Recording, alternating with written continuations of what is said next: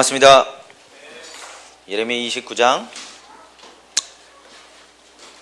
11절 말씀 볼까요? 예레미야 29장 11절 말씀. 소망이 생기십니까? 진짜입니까? 이 말씀을 들었던 이스라엘 백성들은 이 말씀을 들으면서 소망을 가질 수가 없었습니다. 사실은 우리가 수없이 많이 인용하는, 그리고 이 말씀을 통해서 위로받는 이 말씀을 우리가 이해하려면 사실은 4절부터 우리가 말씀을 봐야만 이 11절의 말씀이 무엇을 의미하는 것인가 라고 하는 것을 알 수 있습니다. 4절 말씀부터 보면, 나 만군의 주 이스라엘의 하나님이 말한다. 내가 예루살렘에서 바벨로니아로 잡혀가게 한 모든 포로에게 말한다. 너희는 그곳에 집을 짓고 정착하여라. 과수원도 만들고 그 열매도 따먹어라. 너희는 장가를 들어서 아들, 딸을 낳고 너희 아들들도 장가를 보내고 너희 딸들도 시집을 보내어 그들도 아들, 딸을 낳도록 하여라. 너희가 그곳에서 번성하여 줄어들지 않게 하여라. 또 너희는 내가 사로잡혀 가게 한 그 성읍이 평안을 누리도록 노력하고 그 성읍이 번영하도록 나 주께 기도하여라. 그 성읍이 평안해야 너희도 평안할 것이기 때문이다. 나 만군의 주 이스라엘의 하나님이 분명히 이렇게 말한다. 너희는 지금 너희 가운데 있는 예언자들에게도 속지 말고 점쟁이들에게도 속지 말고 꿈쟁이들의 꿈 이야기도 고지 듣지 말아라. 그들은 단지 나의 이름을 팔아서 너희에게 거짓 예언을 하고 있을 뿐이다. 그들은 내가 보낸 자들이 아니다. 나 주의 말이다. 나 주가 분명하기에 말한다. 너희가 바벨로니아에서 70년을 다 채우고 나면 내가 너희를 돌아보아 너희를 이곳으로 다시 데리고 오기로 한 나의 은혜로운 약속을 너희에게 그대로 이루어 주겠다. 그리고 11절이 나온 거예요. 소망이 싹 사라지지 않아요? 지금 이스라엘 백성들은 어떤 상황에 있는 거냐면 앞으로 70년 동안 바벨론에 가가지고 종살이를 해야 되는 상황이 있는 거예요. 가가지고 거기서 노예로 살면서 거기서 결혼해서 장가가서 아이들 낳고, 심지어 말씀에서는 자기들을 종처럼 부리는 바벨론 사람들을 위해서 평안하도록 기도해라, 그렇게 말하는 거예요. 근데 그 기간이 70년이에요. 한 사람의 인생이 70이고 강건하면 80이다, 그런 말씀하시죠. 근데 한 사람의 태어나서부터 한평생 70년 동안 그렇게 너희가 살아야 된다라고 말하는 겁니다. 그리고 그런 이스라엘 백성들에게, 그렇지만 내가 너희를 향한 생각은 평안이다, 위로다, 장래에 너희를 위해서 좋은 계획을 가지고 있다라고 말하는 것입니다. 하나님께서 여러분 삶 가운데 장래 소망을 주려고 하시는 줄 아세요? 여러분 인생에 좋은 청사진을 가지고 계신지 아세요? 근데 왜 오늘의 나는 그런 모습이 아닌가라고 우리가 갈등할 수 있습니다. 어쩌면 바벨론에서 생활하는 것처럼 70년의 시간을 보내고 있는지 모르겠어요. 왜 나는 그런 부모님 가운데, 그런 직장 가운데, 그런 학교 가운데, 그런 곳 가운데 내가 계속해서 머물러야 하는가? 그죠? 내가 이것을 빨리 떠나면 좋겠는데, 빨리 떠나서 은혜의 땅으로 가면 좋겠는데, 그렇게 생각할 수 있어요. 고민할 수 있어요. 이스라엘 백성들도 그랬을지 모르겠습니다. 그런데 주님께서 이스라엘 백성에게 말하는 건 너희가 거기서 살아야 한다라고 하는 것입니다. 이 밤에 이 말씀으로 시작하고 싶은 것은, 여러분 삶의 정황이 어떤 것인지 저는 아직 잘 모르겠습니다. 그죠? 그리고 그 상황이 어쩌면 하나님이 허락하시지 않은 상황인 것처럼 보여지고, 어쩌면 내가 속해 있는 이 가정이 가능하면 빨리 떠나버렸으면 좋겠다고 생각할지 모르겠어요. 그죠? 그런데 주님께서 이 밤에 말씀하시는 건 너희가 그곳에 머물러야 한다라고 말씀하시는 겁니다. 그것에 머무르는 것 가운데 무엇을 배우게 돼요? 고난을 통해서 순종을 배우신 예수님처럼 우리가 그 가운데서 하나님의 소원을, 소망을, 그리고 장래의 계획을 그곳에서 들어야 하는 것입니다. 우리는 하나님의 계획과 뜻과 그 놀라운 축복을 우리가 속해 있는 현실을 떠나서 듣고 싶어 합니다. 조금 더 몸과 마음이 편한 곳에서 듣고 싶어 해요. 그렇죠? 근데 하나님은 우리에게 그렇게 말씀하시지 않습니다. 네가 속해 있는 거기에서 내가 말하겠다. 그죠? 네가 그것을 지나오게 되면 너는 정금같이 나오게 될 것이다. 그죠?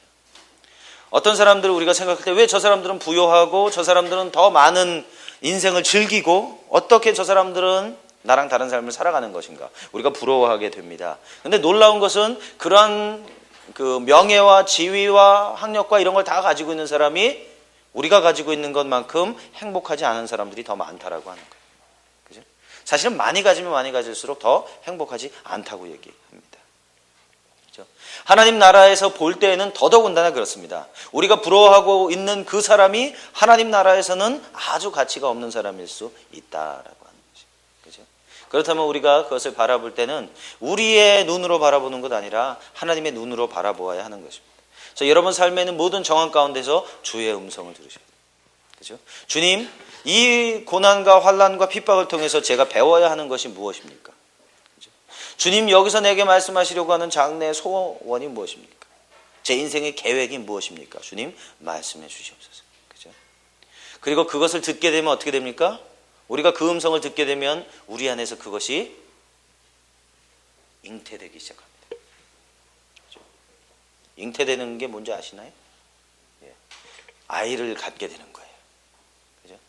그 아이, 결혼하신 분들은 이제 결혼해서 아이를 낳게 되지만 우리는 그런 아기 말고도 또 다른 아이를 갖게 됩니다. 그 아이는 뭐냐면 비전이라고 하는 아이를 갖게 돼요. 그죠? 우리 인생의 꿈을 갖게 됩니다. 소망을 갖게 돼요. 그리고 그 소망을 품고 우리가 계속해서 우리의 삶의 정황 가운데 있게 되어지면 시간이 지나갔을 때 그것이 10개월이 걸릴 수도 있습니다. 1년이 걸릴 수 있습니다. 5년이 걸릴 수 있습니다. 10년이 걸릴 수 있습니다. 그러나 결국 그것이 어떻게 돼요? 태어나게 된다라고 하는 것입니다. 그렇죠? 하나님의 법칙인 것이. 오늘 저녁에 장로님하고 식사하면서 이제 그런 말씀 같이 나눴었는데 하나님께서 장로님께 93년도 말씀하셨다 그랬나요? 예. 93년대 하나님께서 그 삶의 정황에 있을 때 거제도, 그죠? 거제도에서 하나님을 섬기고 있을 때 하나님께서 어느 날 말씀을 주셨습니다. 내가 너를 이방의 빛으로 삼겠다. 그죠? 그 말씀을 듣고 나서 그 말씀을 마음에 품었어요. 그것이 잉태되어졌어요. 그죠? 잉태되어지고 났는데 그 잉태되어지고 나서 10개월 만에 아기가 태어나는 것이 아니라 올해 8월이 돼야 이제 태어나나요? 그죠? 몽골로 가시는 거예요. 그죠? 하나님의 꿈, 하나님의 계획, 하나님의 소망이 우리 마음 가운데 심겨졌는데 14년 만에 태어났어요. 아기가 좀 오래 걸려요. 14년 만에 태어나가지고 이제 어떻게 해요? 큰일 났어요. 이제 몽골이 이제 복받게 생겼어요. 아멘. 옆에 사람하고 인사하겠습니다. 형제님, 자매님, 나 때문에 복받습니다. 그죠? 네, 제가 좋아하는 말이에요. 요셉이 그랬죠?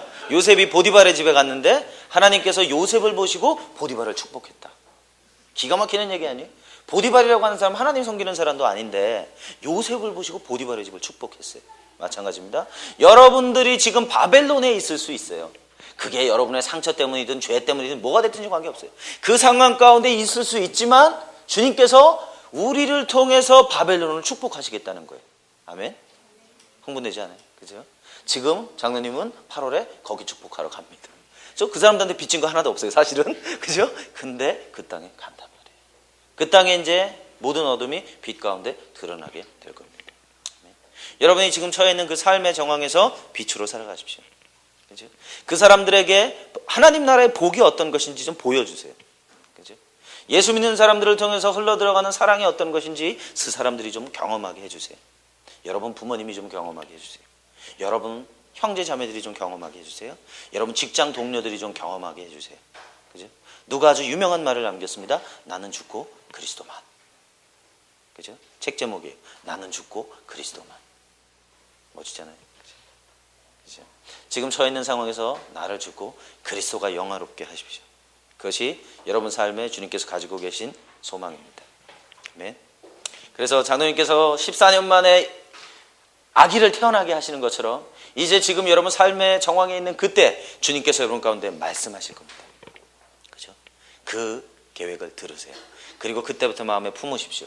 10년이 걸리든 20년이 걸리든 30년이 걸리든 결국은 태어나게 돼 있습니다. 그죠? 태어나지 않으면 그건 아기가 아니죠. 그죠?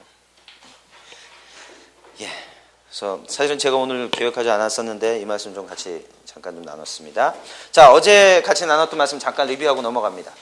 자, 신학과 심리학에 관한 얘기를 할 때 우리가 제일 처음에 이해해야 될 것이 뭐냐? 인간의 속성이란 뭐냐? 사람은 뭐냐? 어제 그런 얘기 좀 했습니다. 그죠? 예. 사람이 뭐냐? 사람은 어떻게 구성되어 있느냐? 사람은 영과 혼과 몸으로 만들어져 있다. 영혼 육으로 만들어져 있다. 그죠?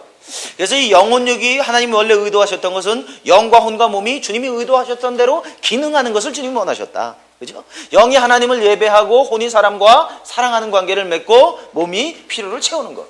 그래서 보통 이 몸이라고 하는 것을 우리가 뭐라고 얘기하냐면 영적인 것을 담고 있는 그릇이다. 그런 얘기예요. 말씀해 보니까 보배를 질그릇에 담았으니 그랬어요. 질그릇은 뭐예요? 말씀에 그렇게 말씀하시죠? 보배를 질그릇에 가졌다. 그러면 보배는 누구예요? 예수 그리스도, 하나님, 성령, 그죠? 질그릇은 뭐예요?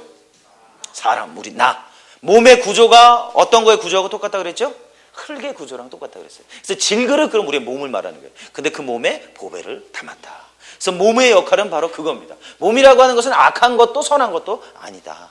근데 왜 예수 그리스도로 우리가 구주로 거듭나게 되어졌을 때 우리의 영은 완전히 새롭게 되어졌어요? 그리고 우리의 생각은 새롭게 되어져 가고 있어요. 근데 왜 우리의 몸은 어떻게 새롭게 되지 않고 그리스도 예수의 날에 변화되어질 거다.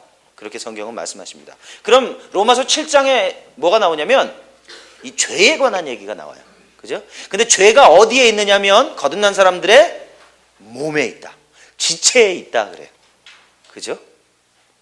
그래서 실제 거듭난 사람들의 영은 완전히 새롭게 되어졌고 그 안에 속사람에는 주님의 성령이 거하신다. 그럼에도 불구하고 우리는 왜 자꾸 죄를 지을 수밖에 없는가? 육체를 따라 살기 때문에 그렇다. 육신의 생각은 뭐다? 사망이다. 그죠? 그리고 갈라디아서 말씀해 보니까 성령을 따라 행하라. 그래놓고 그 바로 전에 육체의 행실은 그러면서 육체의 열매가 뭔가? 육체를 따라 살게 되어질 때 어떤 삶의 열매를 맺게 되어지는가? 라고 하는 것을 우리 가운데 보여주신다라고 하는 것입니다. 그죠? 그래서 이제 영혼 몸을 가진 사람이 타락하게 되어질 때 영이 죽는다 그랬어요. 영이 죽는다라고 하는 것은 하나님이 원래 의도하셨던 대로 기능하지 않게 되어진다. 맞아요? 예. 자, 그렇게 되어지면서 우리의 사람이 전적으로 타락했다. 우리의 삶의 모든 영역들이 완전히 다 왜곡되어졌다. 타락이라고 하는 것은 한마디로 말하면 원래대로 기능할 수 없게 되어졌다. 비틀어졌다. 구부러졌다. 그런 것을 타락이라고 말합니다. 근데 하나님이 만드신 이 사람이 완전히 타락했음에도 불구하고 여전히 존엄성을 가지고 있더라. 타락했는데도 불구하고 하나님께서 사람을 하나님의 형상으로 만드셨더라. 우리가 타락했다고 해서 하나님의 형상이 없어지는 게 아니고 타락했다 할지라도 우리는 여전히 하나님의 형상을 가지고 있더라.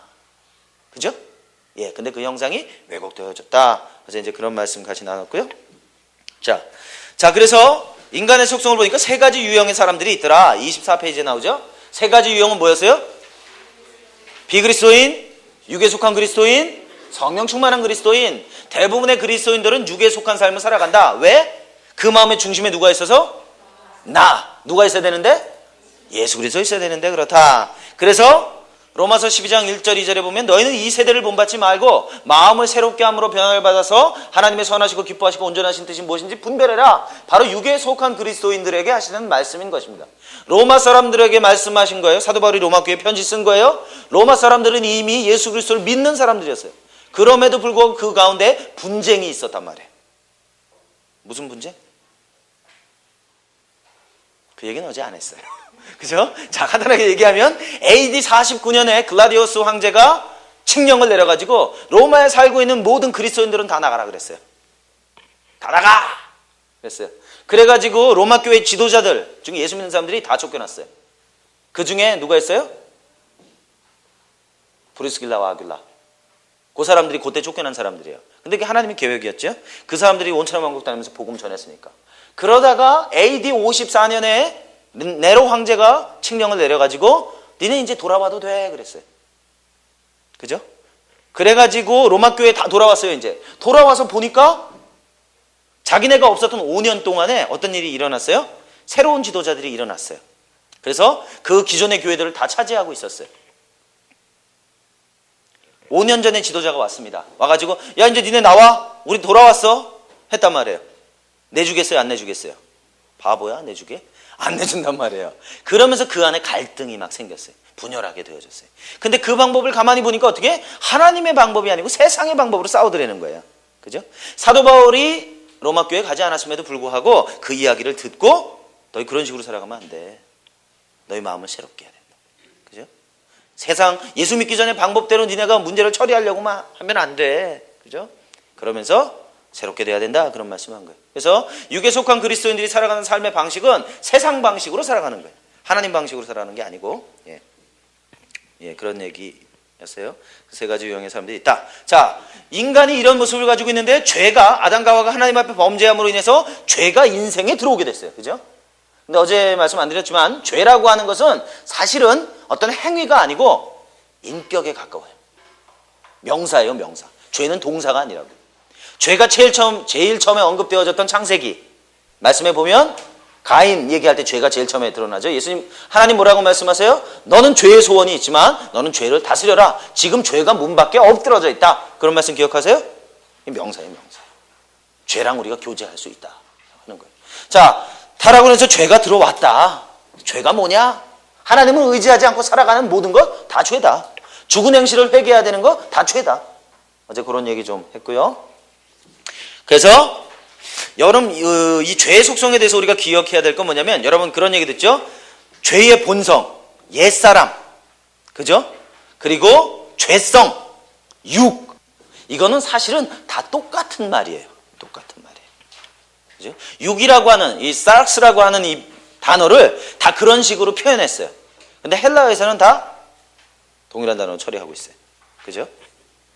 자, 그래서 그것은 결국 우리의 문제는 거듭났다라고 하는 것은 여전히 우리의 삶 안에 원죄를 가지고 있는 것은 아니다. 우리는 뭐다? 의인이다? 죄인이다? 의인이다.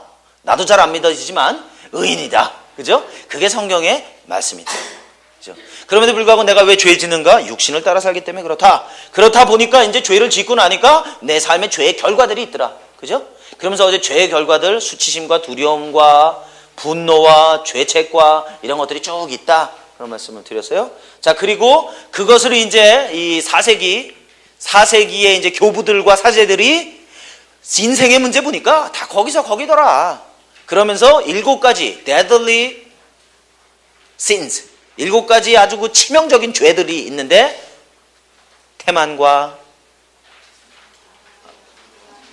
분노와 시기와 탐욕과 교만과 복식과 정욕, 이러한 것들이 있더라 라는 얘기 했어요. 자, 그렇게 이제 죄가 우리 인생 가운데 들어오고 나니까 우리 인생에게 마땅히 채워졌어야 했던 필요들이 채워지지 않기 시작했어요. 타락을 하지 않았건 인생은 필요가 있다. 근본적인 필요, 기본적인 필요, 일상적인 필요가 있다 그랬죠? 근데 타락으로 인해서 이 필요가 더 이상 채워질 수 없게 됐다. 맞아요? 예. 제가 어제 이런 얘기 안 했나요? 했죠? 예. 이제 타락으로 인해서 그런 것들이 채워지지 않게 되어졌다. 그러나 타락했다 할지라도 여전히 사람들은 그러한 필요를 채우기 위해서 열심히 살아가게 된다. 그죠? 인생의 의미를 찾기 위해서, 타락했건 타락하지 않았건 인생의 의미를 찾기 위해서 무지하게 노력한다는 거예요. 타락하지 않았다면 하나님을 통해서 우리 인생의 의미를 발견했을 겁니다. 그죠? 모든 필요를 채웠을 거예요. 근데 타락하고 나니까 이제 하나님을 통해서 그 필요를 채우는 게 아니라 어떻게? 사람을 통해서 그 필요를 채우려고 하고 물질을 통해서 그 필요를 채우려고 하더라 라고 하는 거죠. 다시 말하면 우리 안에 있는 적절한 필요를 채우는 방법에 있어서는 잘못된 방법을 택하기 시작했다. 예레미야 2장 13절. 그죠? 생수의 근원 대신 하나님을 버렸더니 그때부터 웅덩이를 팠다. 목마름이라고 하는데 문제가 없어요. 그죠? 인생은 누구나 다 목마름, 누구나 다 필요가 있다라고 하는 거예요. 근데 하나님으로 채울 거냐? 아니면 딴 걸로 채울 거냐? 그게 문제다. 근데 죄의 결과는 다른 것으로, 하나님 아닌 것으로 채우게 되어진다 라는 것입니다. 그래서 인간의 필요 중에 또 뭐가 있어요? 정체성. 내가 누구냐? 인생을 살아가는 데 있어서 무엇보다 중요한 건 내가 누구냐? 신분과 사명. 그죠? 내가 누구냐를 알아야 그 다음에 내가 뭘 해야 될지를 알게 된다. 이제 그런 말씀 드렸어요. 그리고 인생은 또 무슨 필요가 있어요? 수용, acceptance, 무조건적인 용납. 여러분 찬양할 때 나는 용납받았네, 그런 찬양하죠? 찬양을 하면 뭐하냔 말이에요. 찬양은 맨날 하는데 내가 느낄 때는 나는 완전히 용납받았다고 느껴지지 않는단 말이에요. 그죠? 용납의 반대는 뭐예요? 거절. 어제 우리 거절 얘기 좀 했잖아요. 우리가 왜 그렇게 거절의 이 큰 상처를 받는 거냐면 우리의 인간의 본질적인 이 우리 안에 심겨진 것 중에 뭐냐면 인간은 무조건적으로 용납받아야 되는 욕구가 있단 말이에요. 하나님은 우리를 무조건적으로 용납해 주셨단 말이에요. 근데 타락이 무조건적인 용납이 아니라 조건적인 용납과 거절로 점철되어지게 되어졌다. 그죠? 리뷰하면서 또 이렇게 열받아 보기 또 처음이네. 그죠? 어제 거 이제 얘기하면서 오늘 거 시작도 안 해놓고, 예. 자, 넘어가야 돼요. 그래서 용납돼야 된다. 그리고 또 하나님께서 우리에게 어떤 기본적인 필요를 주시느냐? 평안과 기쁨과 행복을 주신다. 여러분, 하나님을 기쁘게 하고 싶습니까? 예, 저 하나님 기쁘게 하고 싶어요. 그럼 어떻게 하면 하나님 기쁘게 할 수 있어요? 히브리서 11장 6절. 믿음이 없이는 기쁘시게 못하나니. 우리가 하나님을 기쁘게 하려면 희한해요. 하나님 앞에서 재롱을 떠는 게 아니고 내가 믿음을 갖는 것이 하나님을 기쁘게 한다는 거예요. 그죠? 믿음이라고 하는 게 뭐예요? 들음에서 나고 그리스도의 말씀으로 말미암는다. 즉 하나님의 음성을 듣고 살고 하나님과 교제하면서 살아가게 되어질 때 하나님은 기뻐하신다는 거예요. 그러면 기쁨이라고 하는 건 어떻게 돼요? 번져요. 번져요. 그죠? 여러분이 기뻐하잖아요. 그럼 옆에 사람한테 그 기쁨이 전염된단 말이에요. 하나님이 기뻐하시기 때문에 그 기쁨은 어떻게? 우리에게 전염된단 말이에요. 스바냐 3장 17절. 그죠? 하나님은 우리를 얼마나 좋아하세요? 기쁨을 이기지 못하시니. 여러분 기쁨을 못 이길 때 뭐예요? 삼순이를 보면서 기쁨을 이기지 못해요? 제 아내는 요새 그 삼순이를 보면서 기쁨을 이기지 못하더라고요. 그게 뭘 재밌는지 모르겠는데 사실은 저는 뭐 보면서 좋아하냐면 그 개그 프로그램들 여러분 또 얘가 너무 또 거룩하네. 사실은 제가 안 봐요. 안 봅니다. 예. 그래서 저는 그거 보면서 즐거워해요. 그죠? 그러니까 사람마다. 그러나 이제 이것은 그 순간적인 거죠. 근데 하나님의 기쁨은 어떻게? 영원한 것이다. 여호와를 기뻐하는 것이 우리의 힘이다. 그래서 어떤 사람들은 제가 저번 터맨과 강의할 때 그런 얘기했는데 인생에 있어서 가장 중요한 감정? 기쁨이다. 기쁨.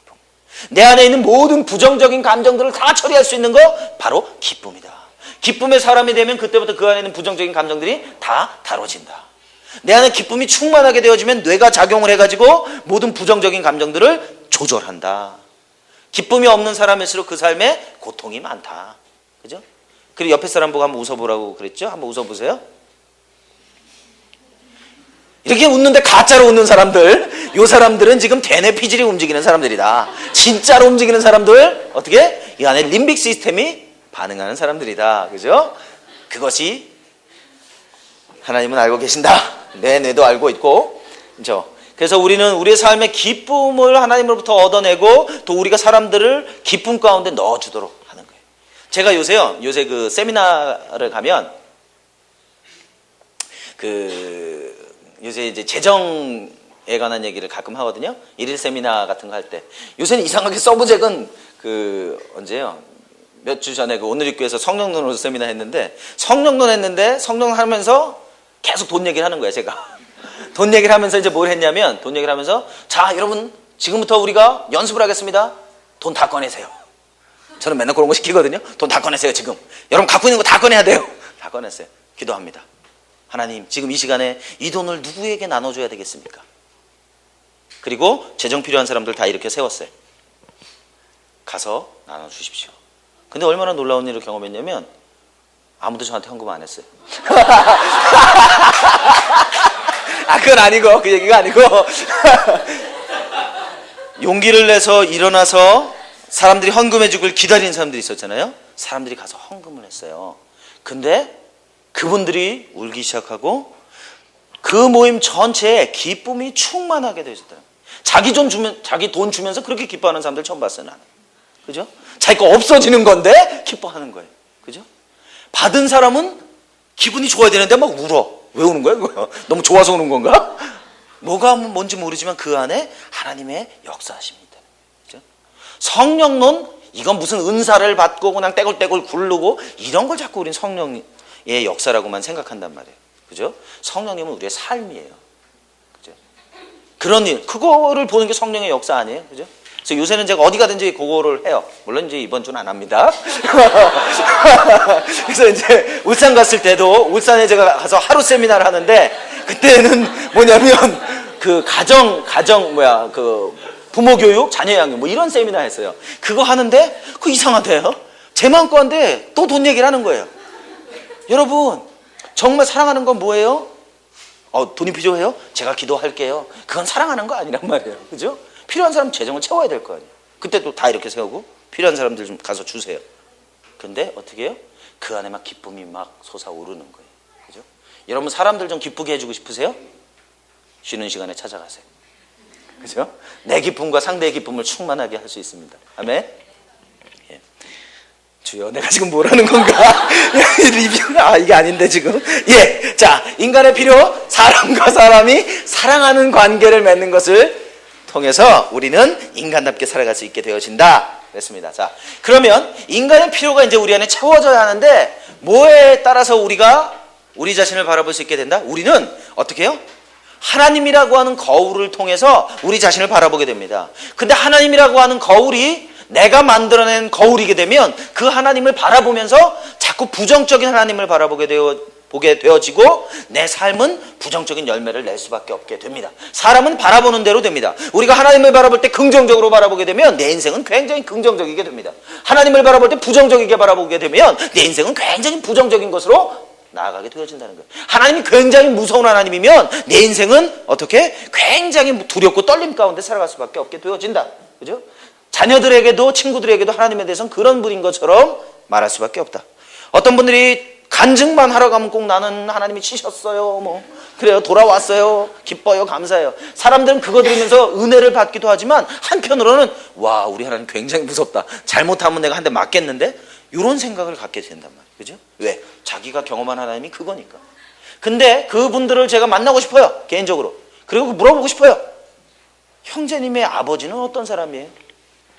10중 8구는 잘못하면 맨날 두드러 패고 돌아오면 사랑한다 그러고 뭐 이런 분위기이기 때문에 하나님도 그렇게 받아들이게 된다. 근데 하나님은 그런 분 아니더라. 구약에 보니까 하나님의 이름은 쭉 열거되어져 있는데 그 이름을 볼 때 그분이 어떤 분이신지 알 수 있게 된다. 사람은 이름처럼 살다가 이름처럼 간다. 그죠? 그래서 예수 믿고 나면 시키지도 않았는데 이름 자꾸 바꾼단 말이에요. 폴로 바꾸고 무슨 뭐 데이빗으로 바꾸고 뭘로 바꾸고 그게 왜 그래요? 그 자기 정체성이 되고 싶은 거예요. 그죠? 이제 자, 그런 얘기들. 자, 그래서 그렇다면 하나님이 그런 분이신데 우리가 하나님을 알아야 되는데 우리는 하나님을 알 수가 없다. 그죠? 유한한 인간이 어떻게 완전하시고 무한하신 하나님을 알 수 있는가? 없다. 근데 그걸 알려고 무지하게 노력했던 인간들이 있다. 그죠? 철학과 종교들, 마음에시 어쩌고저쩌고, 석가가 어쩌고저쩌고 하는 사람들, 뭐 이런 사람들이 열심히 알아보려고 했다. 알 수 있었다, 없었다? 없었다. 만유인력의 법칙이 작용하더라. 계속 올라갔다 떨어지더라. 예. 그죠? 그래서 어떻게? 예수 그리스도께서 이 땅 가운데 오셨다는 거예요. 그죠? 완전하신 분이 유한하신 인생 가운데 오셨다는 거예요. 이것만 이해해도 예수님은 믿을 수밖에 없어요. 그죠? 어떻게 사람들이 예수 안 믿고 사는지 난 이해가 안 돼, 도대체. 이 세상에 무슨 용기로 살아가는 거예요, 도대체. 그죠?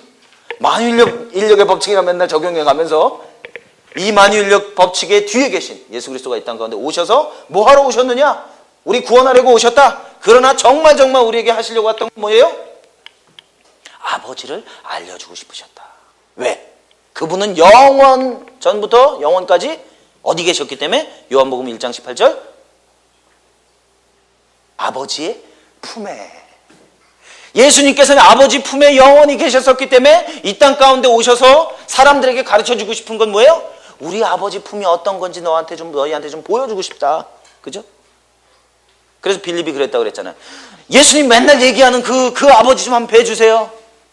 그랬더니 예수님께서 야, 너 지금 너무한다. 나랑 그렇게 오래 있었는데 어떻게 아버지를 보여달라고 그러냐? 나 본 사람은 아버지 본 거다. 그죠? 그래서 우리가 어떻게? 말씀을 통해서 예수 그리스도를 배우지만 결국 궁극적으로는 뭘 배우는 거예요? 하나님을 배우는 거다. 그죠? 그죠? 예수님 모르고는 하나님 알 수가 없다. 그래서 뭐? God is for us. 하나님은 우리를 위해 계시다. 그죠? 사실은 우리가 하는 일에 있는 겁니다만은 우리를 위해 하신다. 아버지 되신 하나님, 그래서 우리가 하나님에 대해서 어떤 생각을 가지고 있느냐, 그것이 내 인생의 행동을 결정한다. 이런 말씀 드렸습니다. 자, 그리고 이제 40페이지로 넘어갑니다. 자, 여기 보시면 이제 일반 심리학, 요거는 뭐 사실은 이제 간단하게 넘어갈 겁니다. 내용도 원체 방대할 뿐더러 저도 잘 몰라요, 뭔 소리인지. 예, 일반 심리학에서 주로 많이 쓰는 용어들 조금 이제 얘기하면서 갑시다. 중독이라고 하는 건 뭐냐? 중독. 삶의 기분 전환을 경험하지만 삶을 손상시키는 결과를 낳게 되는 병리적인 관계다. 굉장히 어려운 얘기하는 것 같지만 간단해요. 중독이라고 하는 건 기분을 바꾸는 거예요. 기분을 바꾸는 거. 기분을 바꾼다는 건 뭐예요? 이모션, 감정을 바꾸는 거예요. 중독, 여러분 행복한 사람, 기쁨이 충만한 사람이 중독에 걸리는 사람이 없어요. 그 사람은 진짜 이상한 사람이야. 기쁨이 충만한데 중독에 걸려 있으면. 그죠? 중독이 뭐라 그랬어? 하나님을 떠나는 사람은 무조건 중독된 사람이다. 그죠? 기쁨이 없죠. 자, 그래서 내가 고통스럽단 말이에요. 고통스러우니까 사람들은 어떻게 하고 싶어요? 고통을 즐기는 사람 있어요? 여러분? 대답이 없네. 요 부류가 상당히 좀 불안한데요. 고통을 즐기는 사람이 없거든요. 여러분 이렇게 꽂아놓고 집에 가서 이렇게 동생한테 채찍 쥐어주고 나 좀 오늘 몇 대만 때려줘. 뭐 이러지 않는단 말이에요. 즐기지 않아요. 근데 그걸 즐기는 사람들 우리는 뭐라 그래요? 미쳤다 그러는 거예요. 그죠? 즐기지 않아요. 그렇기 때문에 우리는 누구나 다 고통을 느끼면 그 고통을 피하고 싶단 말이에요. 근데 그 고통을 피해서 도망하는 것을 계속 반복해요. 3년, 5년, 10년 반복해요. 그럼 중독이 된단 말이에요. 그렇죠? 근데 그건 어떻게 돼요? 강도가 점점 세지는 거예요. 마릴린 먼로가 어떻게 했어요? 자살했어요. 약물 중독. 이 사람은 옛날에는 마릴린 먼로 그러면 가장 성공한 여배우, 가장 뭐 예쁜 여배우 뭐 이런 사람이잖아요.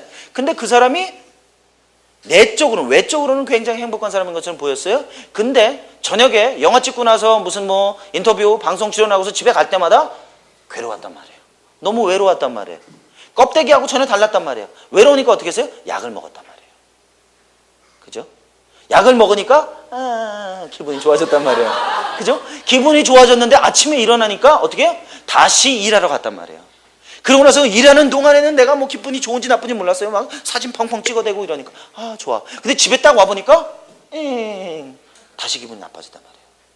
또 약을 먹었단 말이에요. 근데 먹다 보니까 처음에는 약 먹으니까 기분 좋았어요.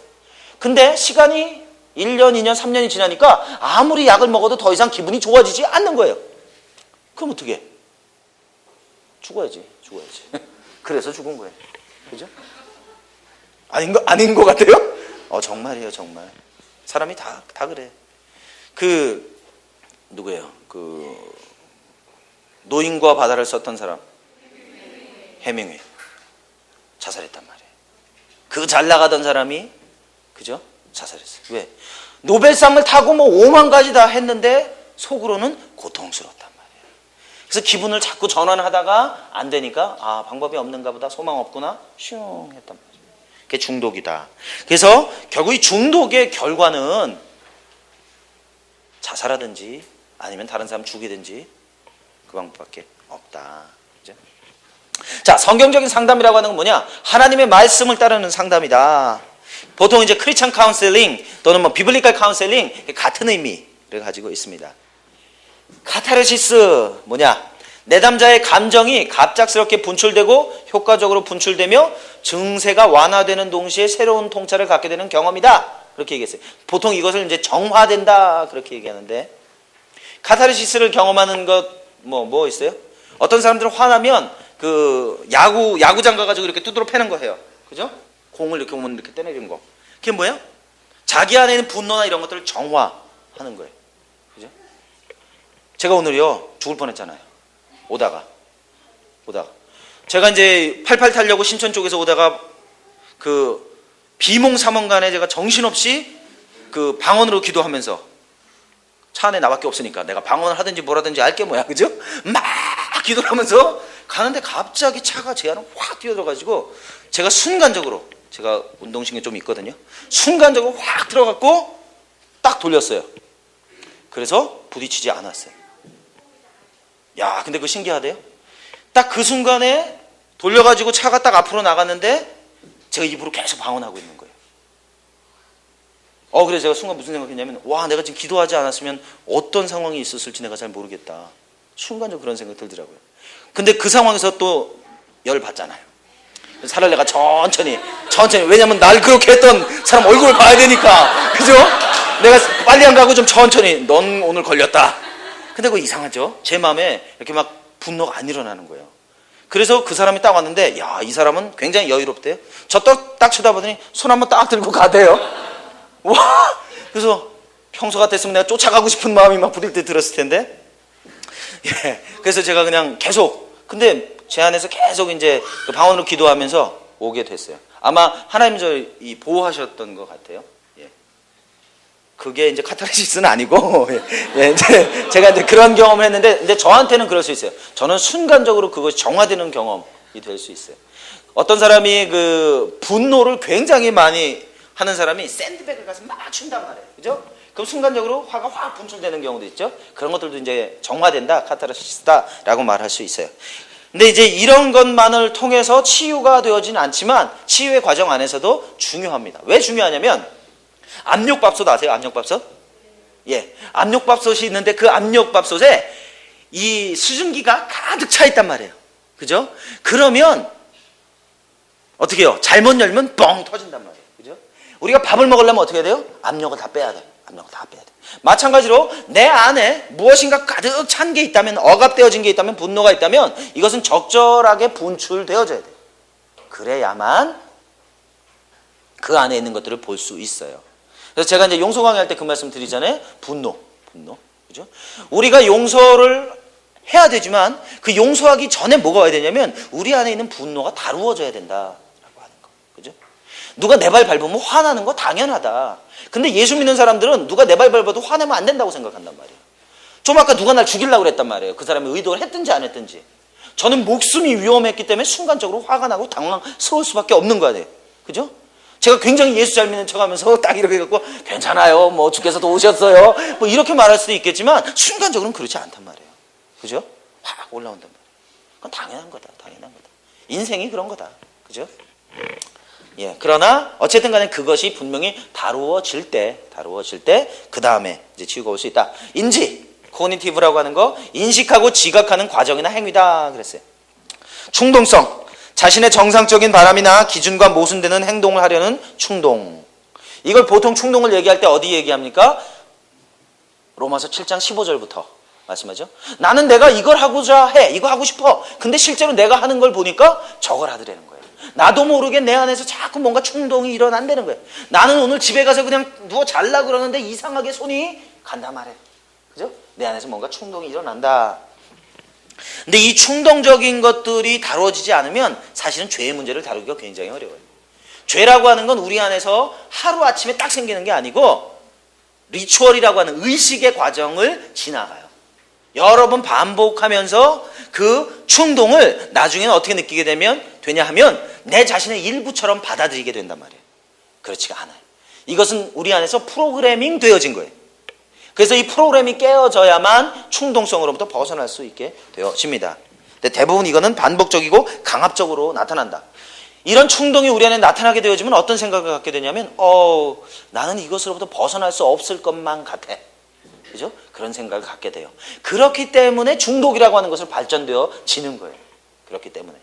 그러니까 여러분이 중독의 문제를 다루려고 한다면, 여러분 삶에 있는 문제를 다루려고 한다면 아무리 열매 많이 다뤄봐야 소용없다는 거예요. 그 밑바닥으로 들어가서 내가 왜 이러한 충동이 계속 반복적으로 일어나고 있는가라고 하는 걸 발견해야 된다는 거예요. 그리고 그 충동을 주님께서 깨워주실 때 그 안에 새로운 패러다임이 생긴단 말이에요. 그죠? 새로운 주님의 프로그램이 만들어진단 말이에요. 그죠? 자, 상담이라고 하는 건 상의나 조언을 해주는 거다. 방어 기제, 갈등과 불안으로부터 자신을 보호하려고 하는 무의식적인 심리 패턴이다. 타락한 사람들은 누구나 방어 기제를 씁니다. 방어 기제를 아주 간단하게 설명한다면 내가 내 자신을 보호하려고 하는 시도. 그것도 성경적인 표현을 보면 뭐라 그랬죠? 육이다, 육. 그죠? 육이라고 하는 거의 정의가 뭐라 그랬어요? 자충성, self-sufficiency. 내가 스스로 나의 필요를 채우거나 보호하려고 하는 것, 바로 방어기제라고 하는 것은 바로 그러한 겁니다. 이 방어기제에 대해서는 다음 그 텀에 배우실 때 아주 많이 구체적으로 배우실 수 있겠습니다. 자, 인식론 넘어가요. 뒤쪽에서 배워야 되니까. 그리고 내성.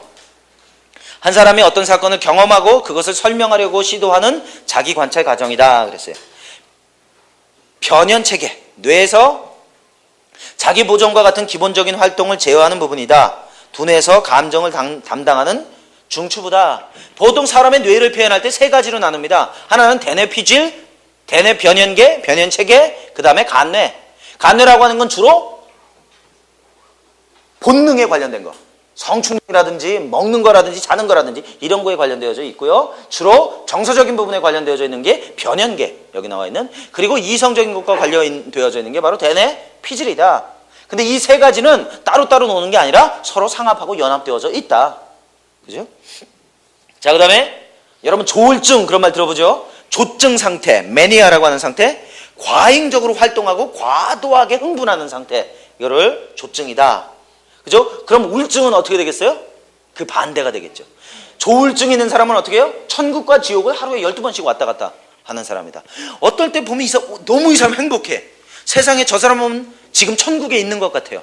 근데 한 5분 있다 보니까 지옥 끝에 떨어져 있는 그런 것들. 이게 조울증. 어려운 거죠. 성경 표현으로 보면 뭐예요? 두 마음을 품어 마음에 정함이 없는 사람이다. 왔다 갔다 하는 거예요. 왔다 갔다. 그렇죠? 자, 그 다음에 강박관념.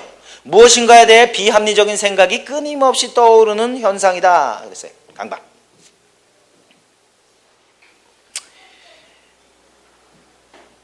이 강박이나 충동 이런 것들이 어떤 생각들이 끊임없이 떠오르는 게 강박이냐면 이런 거예요.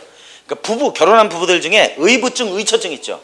이게 왜 어려운 거냐면 상대편하고 전혀 관계없이 내 안에서 끊임없이 어떤 생각이 떠오르냐면 내 남편은 지금 외도하고 있어. 내 남편은 지금 바람 피고 있어. 지금 그래서 오늘 7시에 오기로 했는데 7시 5분에 들어온 거야. 저 사람 용서할 수 없어. 이게 웃을 일이죠? 근데 실제로 그 사람들은 그렇지 않아요. 그렇게 정말 믿습니다. 정말 믿어요. 그래요? 저기서 여기까지 오는데 10분밖에 안 걸리는데 저 사람 15분 걸려왔단 말이에요. 도대체 어디 가서 뭘 하고 왔냐는 거죠. 제가 오늘도 전화 한 통화를 받았어요. 그런 얘기예요. 그런 얘기. 너무 기가 막힌 건 저한테 무슨 얘기를 하냐면 남편이 외도를 했는지 안 했는지 나보고 잡아달라는 거예요. 그리고 내가 흥신소 직원도 아니고 그래서 상담은 제가 생각할 땐 그런 게 하는 거 아니고요. 그래서 그런 말씀 드렸어요. 남편의 상황과 전혀 관계없이 내가 어떻게 행복해질 수 있는가. 그죠? 실제 사실이든 사실이 아니든 간에. 그죠? 근데 이분은 그것만 밝혀지면 자기는 행복해질 것 같다는 거예요. 그죠? 전혀 이해를 못하고 있는. 그래서 그렇게 상담을 요청해서 제가 이렇게 지속적으로 할 수 있는 곳을 연결해 드렸는데, 예. 그런 것들이 이제 이 강박적이에요. 근데 이것은 이렇게 어렵고 복잡한 얘기만 강박을 갖게 되는 건 아니고요. OCD라고 그러죠. Obsessive Compulsive Disorder라고 하는 건데 강박 충동 장애라고 하는 게 있어요. 근데 자기 안에 끊임없이 강박이 있는 사람은요, 끊임없이 부정적인 생각들을 반복하게 되어집니다. 그리고 이 사람들은 대부분 항상 자기가 원하는 대로 뭐든지 돼 있어야 된다고 생각해요. 그런 생각들 사람마다 다 다르겠죠. 그러니까 강박이 있는 사람 중에 여러분 혹시 이보다 더 좋을 수는 없다, 그런 영화 보신 적 있어요? 예, 거기 나오는 그 사람이 바로 강박 충동 장애. 보도블록 다닐 때 이 사람 어떻게 해요? 금을 안 밟죠. 저는 어떤 사람이었을까요? 저는 금을 꼭 밟고 갔어요. 왜냐면 제가 강박 충동 장애가 있었거든요. 제가 그거 처음에 이제 테스트 할 때 저는 사람들이 다 그런 줄 알았어요. 근데 나만 그러더라고요. 나만. 모른단 말이에요. 자기는. 내가 아픈 줄을 상대는 아는데 나는 모른단 말이에요. 그죠? 그래서 그러한 패턴들이 계속 반복되어진다. 자기 자신에 대해서 부정적인 이미지를 가지고 있는 사람들은 계속해서 자기 자신에 대해서 부정적으로 바라보게 됩니다. 강박적이다. 자, 그 다음에 뭐예요? 패러다임. 뭐 이 패러다임이란 말은 너무 많이 들었죠? 세계관이란 얘기예요, 세계관. 정신분석. 무의식적인 자료를 의식적으로 끌어오는 정신치료 방법이다. 이 뒤에서 조금 얘기할게요. 이거는 심리학, 심리와 행동에 대해 과학적으로 연구하는 학문이다. 정신병리학, 정신의 질병을 연구하는 학문이다. 정신병리, 정신질환이나 정신장애다. 정신신체질환, 정서적 질환에 의해 야기되는 신체적 질병이다. 암이라고 하는 것도 사실은 단순히 몸의 문제가 아니라 정서적인 것이 자기 안에 신체에 영향을 미치는 걸 수 있다는 거예요. 다 그렇진 않지만. 그렇죠? 심리치료, 심리학적 기법을 사용해서 심리 이상과 정신장애를 치료하는 과학이나 기술이다. 자기실현, 개인적 성장, 건강, 적응을 향해 나아가는 추동이다. 사회병리, 만성적인 사회학적 행동을 보이거나 잘못된 행동에 대한 양심이 일반적으로 결여된 개인의 장애다. 치료, 뭐 이런 얘기 나왔고요. 전이, 역전이. 전이라고 하는 건 뭐냐면, 이건 이제 저희가 그 치유 세미나 하면서 참 많이 했던 거예요. 내가 지금 내 그룹 리더를 보면서, 여러분 리더 있나요? 여러분 이미 다 리더죠. 여러분 위에 권위자 있죠. 예, 그 권위자를 보면서 화가 난단 말이죠. 화가 나고 기분 나쁘고 조 권위자만 여기서 떠나주면 나는 행복해질 것 같아요. 어쩌면 8월에 떠날지도 모르죠. 농담입니다. 예, 그렇게 되어지는 건 뭐예요? 무엇을 전이하고 있느냐? 이미 내 삶 안에 어떤 과거의 관계를 맺고 있는 사람을 통해서 내 안에 얻었던 정서적인 상처, 그것을 현재 있는 사람을 보면서 계속해서 그 사람에게 전이하는 것. 그게 전이라고 하는 거예요. 그죠? 근데 이게 우리 삶에서 여러 형태로 나타나게 되어진다. 어떤 사람들은요, 특정한 행동을 할 때 계속해서 어떻게 하냐면 굴복하는 사람이 있어요. 다시 말하면 여러분 생명나무 기억하세요? 예, 생명나무에 어떤 열매가 있죠?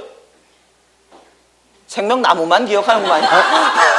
거절의 열매가 있단 말이에요. 그죠? 거절의 열매가 있는 사람들은 주로 굴복하는 사람들이에요. 상황이 오면. 그러나 어떤 사람들은 어떻게 해요? 그 굴복에 반격한단 말이에요. 그럼 무슨 열매? 공격적인 열매를 맺는단 말이에요. 자, 공격적인 열매와 거절의 열매를 맺다 보니까 이래서는 안 되겠다. 내가 내 자신을 보호해야 되겠다. 그러면서 도피의 열매를 맺게 되어진단 말이에요. 자아중심의 열매를 맺게 되어진단 말이에요. 그죠? 근데 이러한 패턴이 어떻게 나오는 거냐? 어렸을 때부터 사실은 형성되어진다. 엄마가 학교 갔다 왔는데 너 공부해! 알았어요. 공부를 했단 말이에요. 그 다음날 너 공부해! 샤! 반격한단 말이에요. 그리고 3일째 되는 날 공부해! 알았어요. 이따가 할게요. 이 세 가지가 사실은 그대로 패턴을 만들어가고 있는 거예요. 그죠? 예. 인생이 다 그래요. 그죠? 자, 그럼 역전이라고 하는 건 뭐냐? 역전이라고 하는 건 그 반대예요. 그 반대. 그러니까 이 역전이라고 하는 건 이제 상담자하고 치료자하고의 관계에서 나오는 얘기인데, 여러분이 이제 어떤 사람, 특별히 이제 여러분 양이라든지 여러분이 이제 그 가르치는 사람들하고 이렇게 얘기를 하다 보니까 그 사람 얘기를 들으면서 내 안에 반응이 막 일어나는 거예요. 전이가 반대로 일어나는 현상이. 그러니까 내 입장에서 보면 사실은 전이죠. 그죠? 그러나 이제 이 상담자와 피상담자의 관계에서는 전이와 역전이라고 하는 표현을 씁니다. 그죠? 자, 상담이라고 하는 게 뭐냐?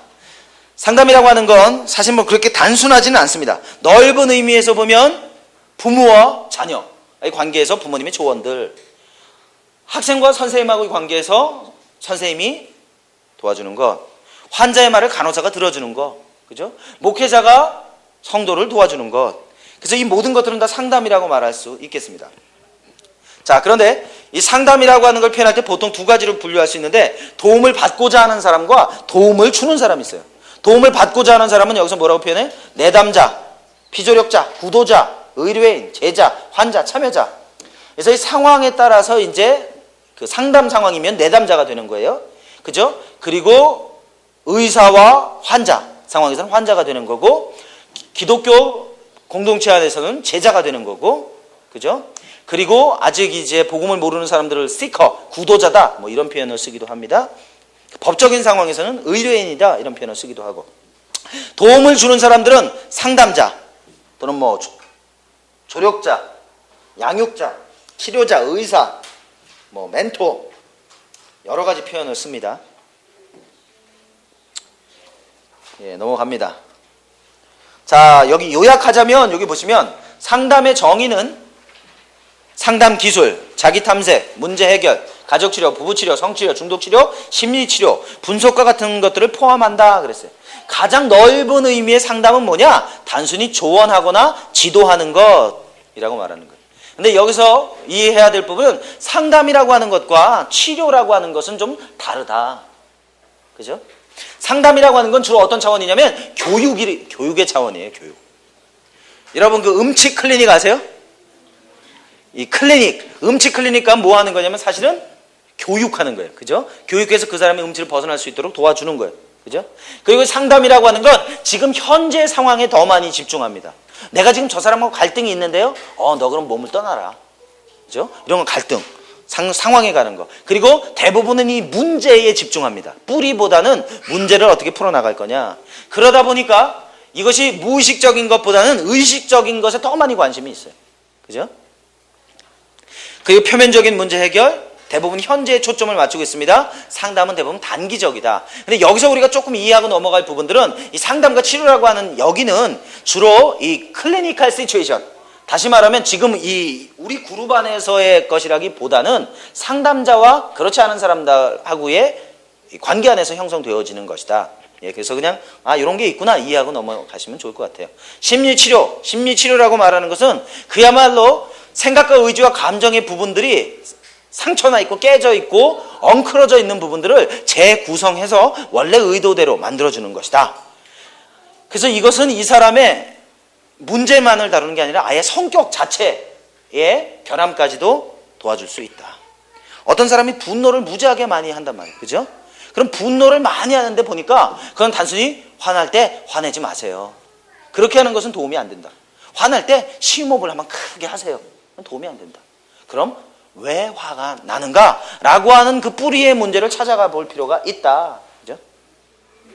그래서 주로 이 치료들은 의식보다는 무의식이나 잠재의식에 관련되어져 있는 부분들을 더 많이 다루게 됩니다. 그리고 심층적인 문제를 해결하게 되겠죠. 여기 보면 심층적인 문제라고 하는 게 뭐냐? 억압된 분노라든지 적개심이라든지 수치심이나 두려움, 죄책감, 낮은 자존감, 이러한 문제들을 다루어내는 것들이다.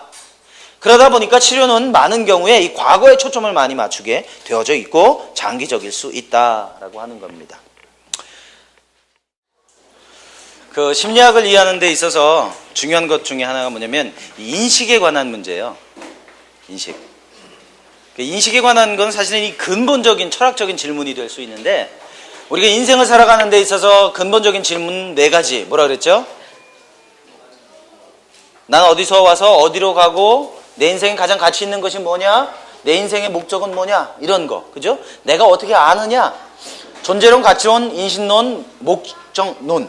예. 이런 것들이 이제 철학의 기본적인 전제다, 질문이다 라고 얘기합니다. 그래서 이 4가지에 대해서 어떻게 질문하느냐 라고 하는 것을 보면 그 사람의 세계관이 무엇이냐, 그리고 그 사람은 어떠한 그 결과를 가져올 것이냐 라고 하는 것을 예측할 수 있습니다. 그래서 인식론이라고 하는 것은 뭐예요? 내가 어떻게 아는가? How do I know that I know? 내가 안다는 것을 어떻게 아느냐? 그죠? 그런 질문 해보셔요? 내가 어떻게 알까? 그죠? 제가 알고 싶은 거예요, 지금. 그죠? 자, 여러분은 어떻게 아십니까? 보통 우리가 안다라고 하는 걸 말할 때 여기 보니까 4가지 우리가 아는 방법이 있다. 근데 어떻게 아는가? 첫 번째는 직관을 통해서 안다. 직관이라고 하는 것은 이성을 사용하지 않고 사실을 직접적으로 인지하는 것이다. 제가 어제 그 영의 기능 중에 하나가 직관이다 그런 말씀 드렸어요. 그죠? 이것은 이성의 경험에 이런 단계를 거치지 않고 직관적으로 바로 오는 것이다. 그죠? 그래서 그렇게 안다. 근데 이것이 하나님을 통과하지 않은 직관이라고 하는 것은 우리 삶에서 어떤 식으로 드러나겠어요? 신비주의들. 그죠? 뉴에이지. 이런 부분들이 사술. 이런 점치는 거? 이런 것들이 다 그런 형태로 오는 것이다. 툭. 넌 앞으로 3일 후에 죽는다. 뭐 이런 얘기들. 그런 것들이 다 그런 형태로 오는 작업이다 라고 하는 겁니다. 자, 그 다음에 무엇을 통해서 우리가 알 수 있느냐? 논리. 그죠? 직관과 달리 진리와 사실을 이성을 통해서 인지하는 거다 그랬어요. 그죠? 다시 말하면 우리가 어떻게 아는가라고 하는 질문을 할 때 가장 일반적으로 말하는 건 뭐냐면 바로 이성을 통해서 우리는 알 수 있다. 그죠? 데카르트가 얘기했다 그랬죠? 나는 생각한다. 고로 나는 존재한다. 이성을 통해서 내가 존재한다라고 하는 것을 안다라고 말하는 거예요. 그러나 성경은 그렇게 말씀하고 있지 않습니다. 만물보다 심히 부패한 것이 사람의 마음이다 그랬어요. 다시 말하면 그 마음이라고 하는 것에는 생각과 의지와 감정이 다 포함되어져 있고요. 영적인 부분까지도 포함되어져 있는데 알 수 없다. 왜? 부패되어졌기 때문에 알아도 제대로 알 수 없다. 그죠? 그러나 그리스도인이 아닌 넌 크리스찬들은 그 논리를 통해서 분명히 안다라고 얘기합니다. 자, 그리고 또 하나 뭘 통해서 알 수 있느냐? 경험을 통해서 알 수 있다. 경험과 실험과 조사와 분석과 수집과 이런 걸 통해서 알게 된다라고 하는 겁니다. 자, 그러면 이것이 일반적으로 말하는 세 가지 형태의 아는 방법이에요. 그리스도인들은 이 세 가지 외에 또 한 가지의 아는 방법이 있어요. 뭐예요? 계시라고 하는 것입니다. 자연계시, 특별계시. 다시 말하면 알미라고 하는 것은 나를 통해서 하는 것이 아니고, 그죠? 하나님이 우리 가운데 계시해 주시면서 보여 주시는 것을 통해서 나는 알게 된다. 그죠? 그래서 하나님과 하나님의 진리가 내 삶의 모든 영역에 영향을 미친다라고 하는 것을 이해하는 것이 중요하다 그랬어요. 200년 전에 계몽주의자들은 어떻게 생각했냐면 하나님 계셔, 나도 알아. 그렇지만 그 하나님은 내 인생에 아무런 영향력도 미치지 않아. 그분은 그냥 세상을 만들어 놓고 지들이 그냥 돌아가게 내버려 두시는 분이야 라고 믿었어요. 그죠? 그렇게 믿었다라고 한다면, 그런 분이 하나님이라고 생각했다면 이 사람들은 어떻게 살았겠어요? 열심히 자기가 살았겠죠. 하나님이 자기에게 주셨다고 생각되는 그 이성을 통해서 진리를 알아보려고 했을 거란 말이에요. 그죠? 근데 그 전제 자체가 잘못되어진 것이다. 그렇지 않다. 하나님께서는 인격적이시고 그분은 우리와 교제하고 관계하는 걸 기뻐하신다. 그래서 매일의 삶 가운데서 그분은 말씀하신다. 그 말씀은 바로 우리의 삶의 레마로 되는 말씀이다. 그 말씀은 우리에게 생명을 주는 말씀이다 라고 하는 것이. 그죠? 그래서 하나님의 음성을 듣지 않고는 우리는 절대로 살아갈 수가 없다. 그죠? 자, 심리학과 성경을 대하는 태도가 여러 가지 태도들이 있습니다. 이 부분에 대해서 우리가 좀 균형적인 이해를 가지려면 책을 한 권 읽으세요. 책 속에 들어갑니다. 책 속에 인간 이해와 상담이라는 책이 있어요. 레리 크랩이라고 하는 분이 쓴 책이거든요. 그 책 보면 여기 나와 있는 이 견해들이 그대로 구체적으로 설명되어져 있습니다. 어떤 것이 균형 잡힌 것이냐라고 하는 거죠.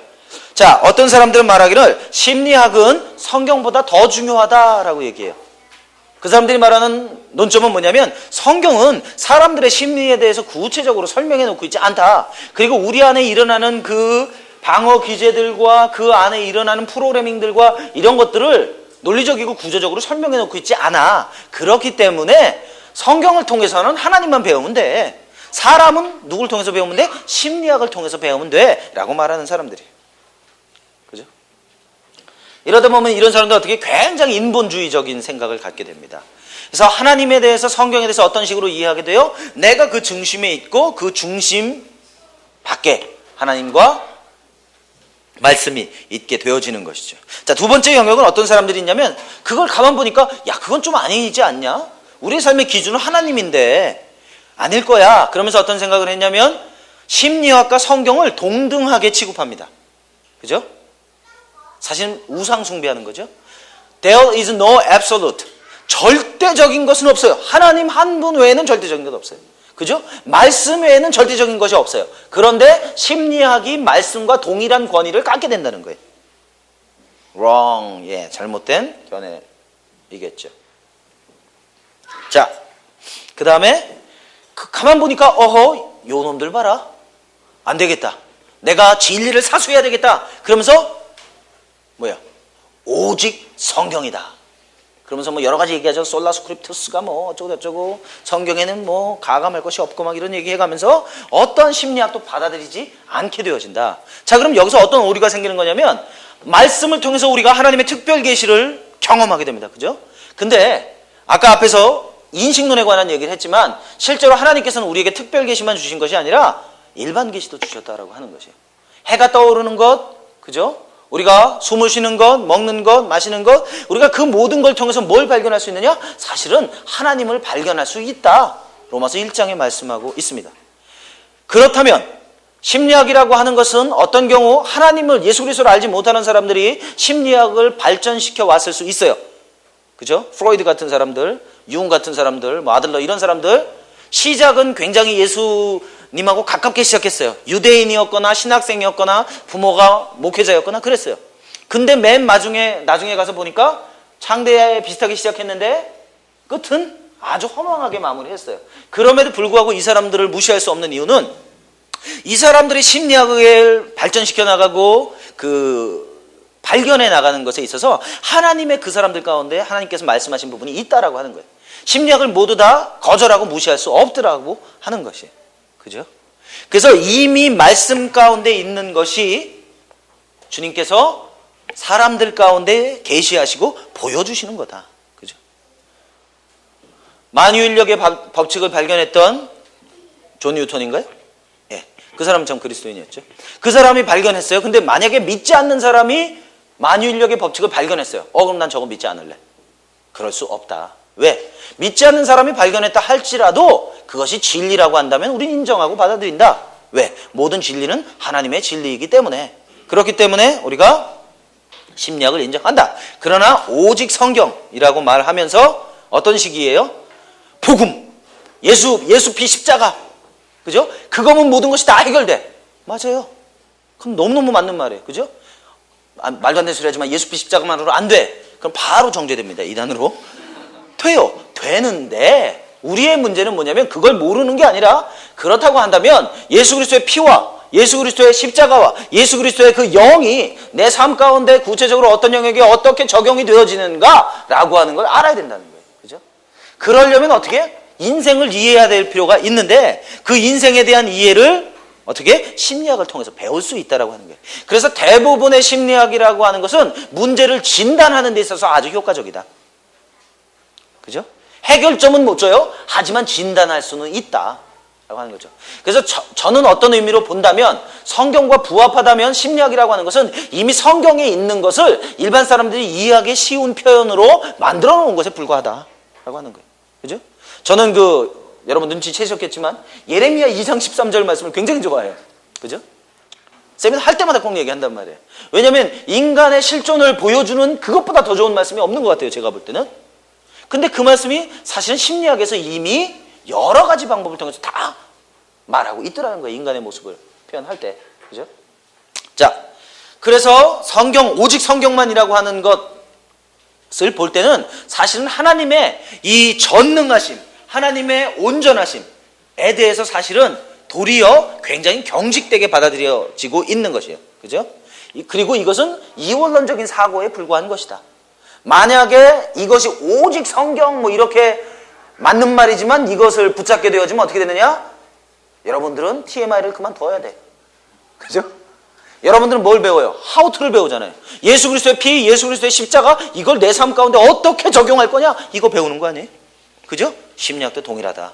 그 예수 그리스도의 피와 십자가를 내 삶에, 내 인생에 어떤 영역에 적용할 거냐? 그런 의미에서는 심리학을 우리가 배울 수 있다. 그죠?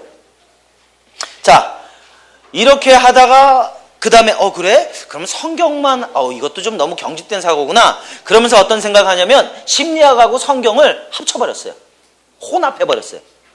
그래서 어떤 사람들은 말씀이라고 얘기하는데 가만 들어보면 말씀이 아니라 심리학이야. 근데 자기는 그게 말씀이라고 믿어. 그래서 이게 완전히 섞여버려가지고 어떤 것이 정말 말씀이고 어떤 것이 심리학인지 조차도 알 수 없는 상황까지 가버리게 되어진다. 그 얘기는 사실은 이미 세속적인 학문이 말씀을 먹어버린 것에 불과한 모습이다. 그죠? 듣기 좋은 말이 통합한다. 이런 표현인 거죠.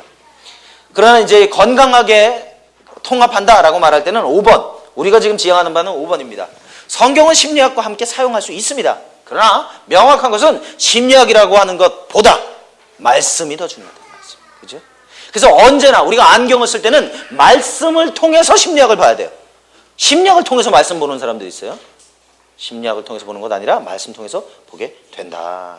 그죠? 그래서 우리 문제의 진단에 도움을 얻기 위해 심리학의 조사 연구와 통찰을 필요로 하면서도 그 문제를 해결하기 위해 기독교의 통찰과 초자연적인 능력을 필요로 한다. 그러므로 이러한 관점에서 심리학은 매우 유용한 것이 될 수 있다. 어떤 심리학자가 그런 얘기했습니다. 무슨 얘기냐면 그 예수 믿는 사람들이 사람들의 그 상처와 아픔과 고통을 치유하는 걸 보면서 무슨 얘기냐면 나한테 3년을 주면 내가 이 문제 해결할 수 있다. 근데 이 사람은 불과 일주일, 어떤 경우는 한 달, 짧은 기간 안에 자기의 삶의 문제가 예수 그리스도의 능력으로, 성령의 능력으로 치유되더라는 거예요. 근데 이 사람이 말하는 3년의 시간을 주면 난 이 문제 해결할 수 있다. 그 얘기는 굉장히 어려운 얘기예요. 왜? 3년이라고 말하는 건 거기에는 시간이 필요해요. 재정이 필요해요. 그죠? 이건 굉장히 큰 문제예요. 왜 그렇게 미국에서 이 상담하는 사람들이 고소를 많이 하냐면 보통 3년을 상담을 받으면 수십만 불이 깨져요. 비싼 사람들은. 그죠? 그렇기 때문에 내가 3년을 상담했는데 내 삶에 변화가 없다. 그러면 고소하는 거예요. 그래가지고 이기면 어떻게 돼요? 수백만 불을 또 받아요. 그럼 파산하는 거예요. 의사들이. 그러니까 그런 일들이 비일비재하단 말이에요. 그죠? 그래서 영화 같은 데 보면 상담할 때 녹음하고 비디오 뜨고 뭐 다 하잖아요. 그죠? 그 이유가 뭐냐면 사실은 그런 의미를 가지고 있어요. 어떤 문제가 어떻게 발생할지 모르기 때문에 그걸 통해서 서로를 보호하려고 하는 거예요. 그죠? 예. 자, 그래서 우리가 그 5번의 견해를 우리가 가지고 봐야 할 필요가 있다. 그 다음에 이것을 이제 반증해 주는 것 중에 하나가 뭐냐면 애굽인들의 물품을 취한다는 게 뭐냐면요. 제가 강의 때 가끔 말씀드렸을 거예요. 이스라엘 백성들이 이제 출애굽을 하면서 출애굽을 쭉 합니다. 쭉 해서 홍해를 건너갔는데 그 전에 400년 동안 종살이 했잖아요. 종살이 했었기 때문에 이 사람들은 사실은 가진 게 별로 없고 먹고 살기 바빴단 말이에요. 그죠? 그런데 하나님께서 애굽을 떠날 때 이스라엘 백성들에게 어떻게 하셨냐면 그 주변에 있는 애굽 사람들에게 폐물을 취하도록 하셨어요. 뭐 어떻게 취했는지 모르겠어요. 저 같았으면 야, 너 어제 하나님이 하신 거 봤지? 오늘 밤에도 또 하실지 몰라. 그리고 이제 뺏어왔는지 아니면 뭐 어떻게 했는지 알 수 없지만 했단 말이에요. 해가지고 이제 다 긁어 모아가지고 짊어지고 갔단 말이에요. 그걸 가지고 나중에 뭘 하게 됩니까? 성막을 만들게 된단 말이에요. 성막을. 그죠? 그걸로 번제단을 만들고 지성소를 만들고 5만 곳에 다 썼단 말이에요. 그죠? 만약에 이 애굽 사람들이 가지고 있던 그 금은 보화는 자기들 치장하는 데 사용되어지기도 했지만 제물로 사용되어지고 우상 숭배하는데 파라오에 뭐 이런 거에 썼단 말이에요.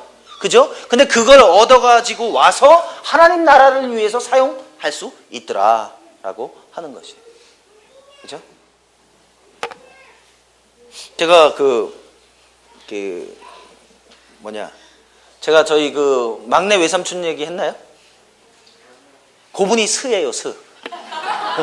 그분이 저기 전주에 1000몇백 년 된 그 절의 재무스예요. 제가 몰랐어요. 작년에 알았어요, 작년에. 그래서 올해 제가 전주에 강의가 있어가지고, 작년 말인가? 강의 갔다가 방문했어요, 그분을. 역사적인 만남인 거예요. 저도 그런 일이 있을 줄 예상을 못 했는데, 가서 만났어요. 만나서 얘기를 해보니까 참 불쌍한 분이셨어요. 이분이 지금 그 절에 들어온 지가 27, 8년이 됐는데, 절에 들어온 이유는 딱 한 가지예요. 상처받아서. 세상에 상처받아서 그 상처를 해결할 길이 없어서 절에 들어왔다는 거예요. 그래서 제가 한번 넌지시 물어봤어요. 기독교에는요, 이렇게 새벽 기도도 하고 철야도 하고 그러거든요. 어떻게 해요? 그 불교는 어떠세요? 그랬더니 새벽에도 목탁두들이 그런 거 많이 한대요. 그래서 굉장히 힘드시겠네요. 그랬더니 그분 하시는 말씀이 근데 나는 목탁 치는 게 싫더라 그거. 뭐 이런 얘기. 그분이 주로 하시는 거 뭐 하냐면 그 새로 들어온 구도자들 있죠? 그 사람들을 훈련하는 일, 제자 훈련하는 일 하시는데, 그러니까 그분 마음에는 사실은 제가 볼 때는 저분이 아직도 그 공허함을 벗어나고 있지 못하구나, 그런 생각 들었어요. 그래서 점심때가 됐는데 저한테 그러는 거예요. 절밥 먹을래? 나가서 뭐 고기 먹을래? 그래서 당연히 저는 고기가 좋죠. 그래서 같이 나가서 이제 식사하고, 그리고 이제 돌아가는데 우리나라에게 좋은 문화 중에 하나가 뭐예요? 어른이 아랫사람 만나면 돈을 또 준단 말이에요.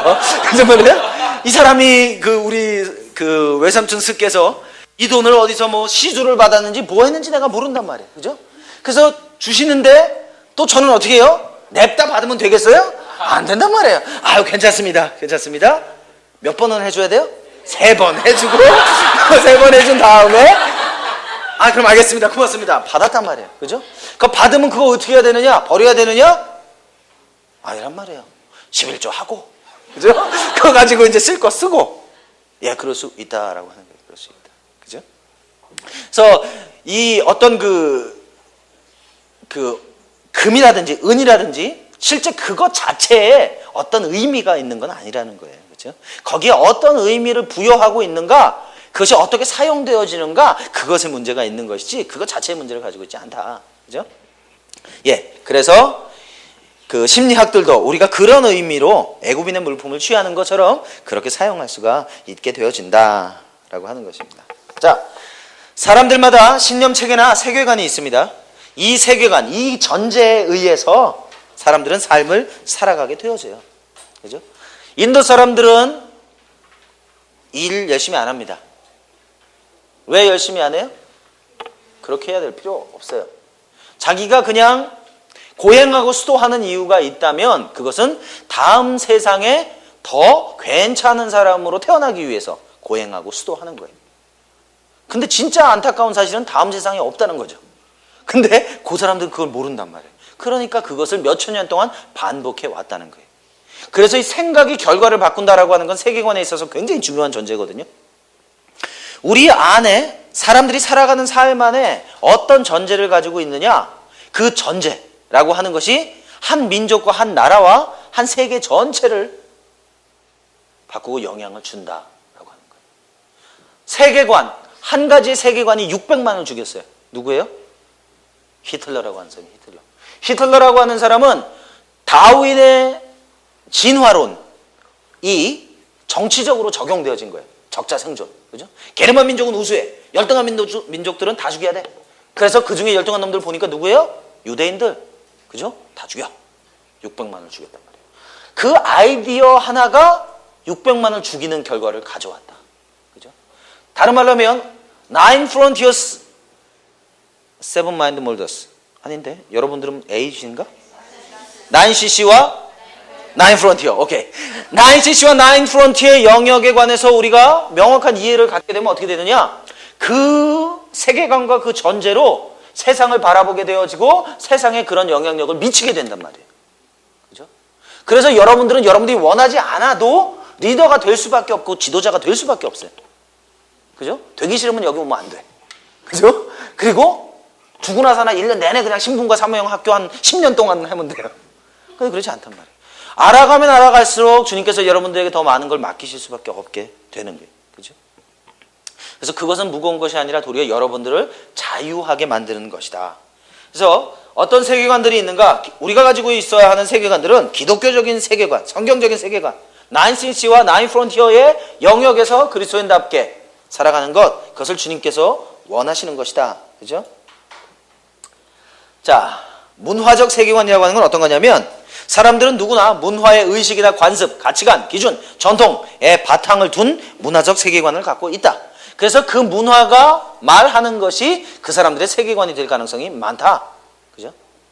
아프리카에서는 그 사람들 나름대로의 세계관을 가지고 있어요. 그죠? 세계관을 가지고 있는데 그 중에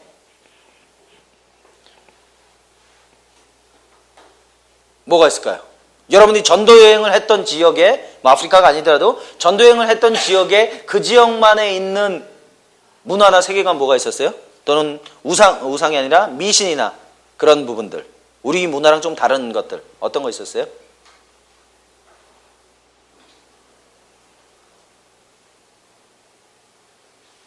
갑자기 생각이 안 나요? 사실은 아까까지 생각났는데 어떤 거 있어요? 먹는 거, 먹는 방법. 그럴 수 있죠. 인도 사람들은 손으로 먹죠. 그죠? 우린 수저로 먹죠. 제가 인도 사람들한테 한번 물어봤어요. 그 손으로 먹는 거 좀 지저분하지 않아요? 그 사람들 생각은 정반대. 숟가락으로 먹는 건 너무 지저분하지 않아요? 왜? 그 숟가락은 여러 사람이 사용한단 말이에요. 근데 이 손은 자기만 쓴다는 거예요. 평생 자기만 쓴다는 거예요. 그러니까 훨씬 깨끗하지 않느냐.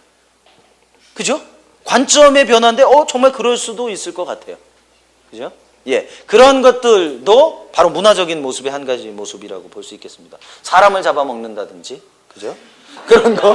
그런 것들도 분명히 하나님의 진리가 아님에도 불구하고 그 문화 안에서는 당연하게 용납이 되어지는 것들이다라고 하는 거죠. 그죠? 자, 세속 인본주의 세계관. 세속 인본주의 세계관도 결국 이제 문화 안에 있는 세계관들인데, 이건 뭐냐면 인본주의가 뭐라고 그랬어요? 휴머니즘이라고 하는 거. 뭐뭐이즘이라고 하는 것은 그 가운데 휴머니즘 그러면 가운데 뭐가 있는 거예요?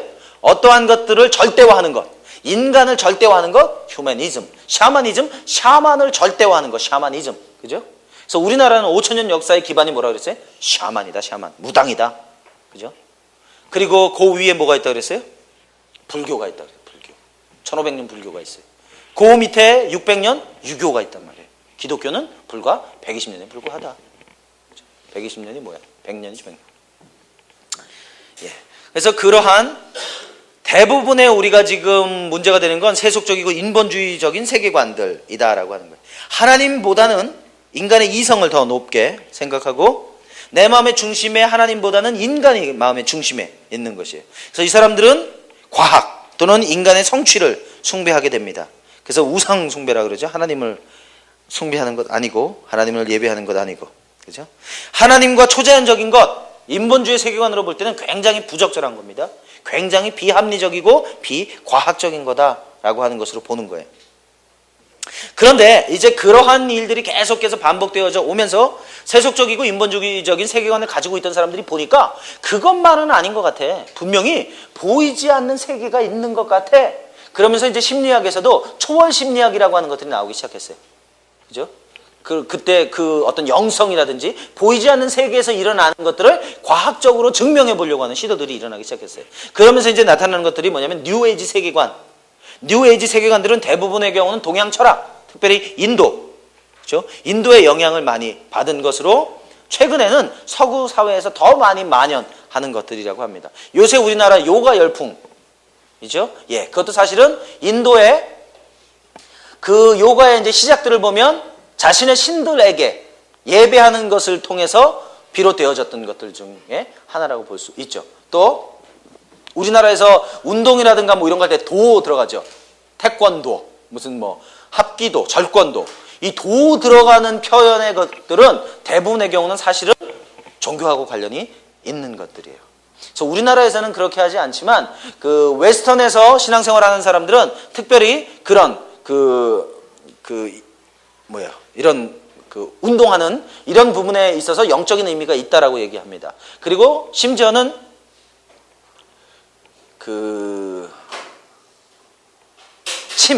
아큐펑처라고 그러죠. 침 놓는 것에 대해서도 영적인 의미가 있다고 얘기해요. 그래서 어떤 사람들은 침을 맞고 나서 그때부터 자기 안에 어떤 영적인 악한 영의 역사가 자기 안에 영향을 미치기 시작했다라고 얘기해요. 그래서 그 사람이 그 부분에 대해서 하나님 앞에 기도했더니 처리가 되어졌다.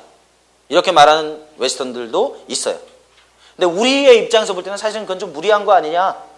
그죠? 침이라고 하는 거, 그리고 어떤 운동이라고 하는 거. 근데 이 부분은 약간 지금 회색 부분이에요. 아직 뭐라고 정확하게 신학적으로나 규명되어진 건 없어요. 그러니까 저의 입장은 뭐냐면, 글쎄 그건 좀 너무 무리하다.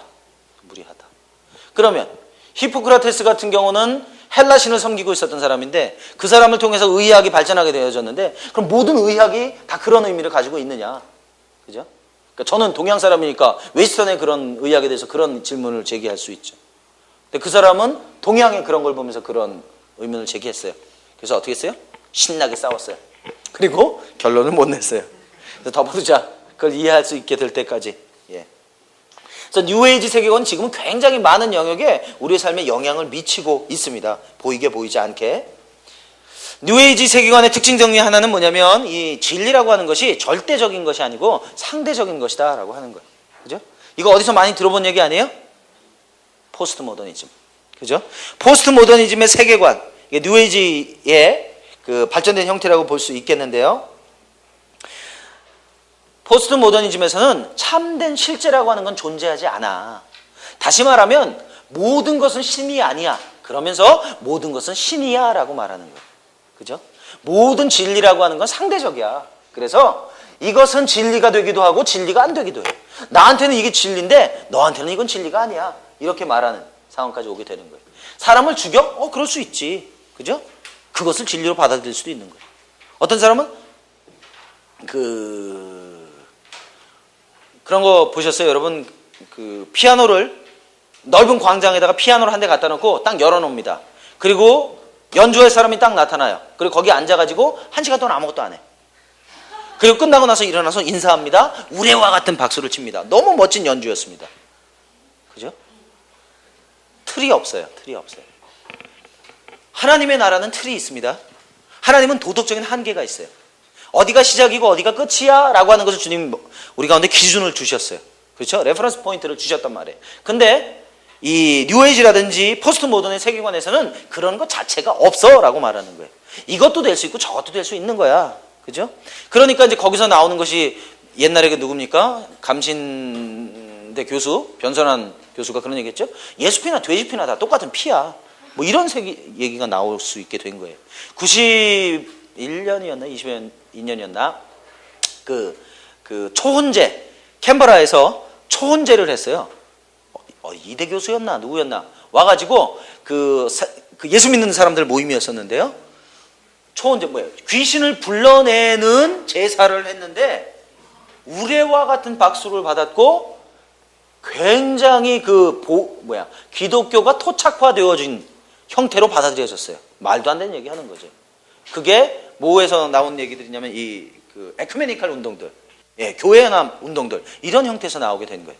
근데 사실은 그렇게 말하게 되면 어떻게 되는 거냐면 결국은 모든 신은 다 통해.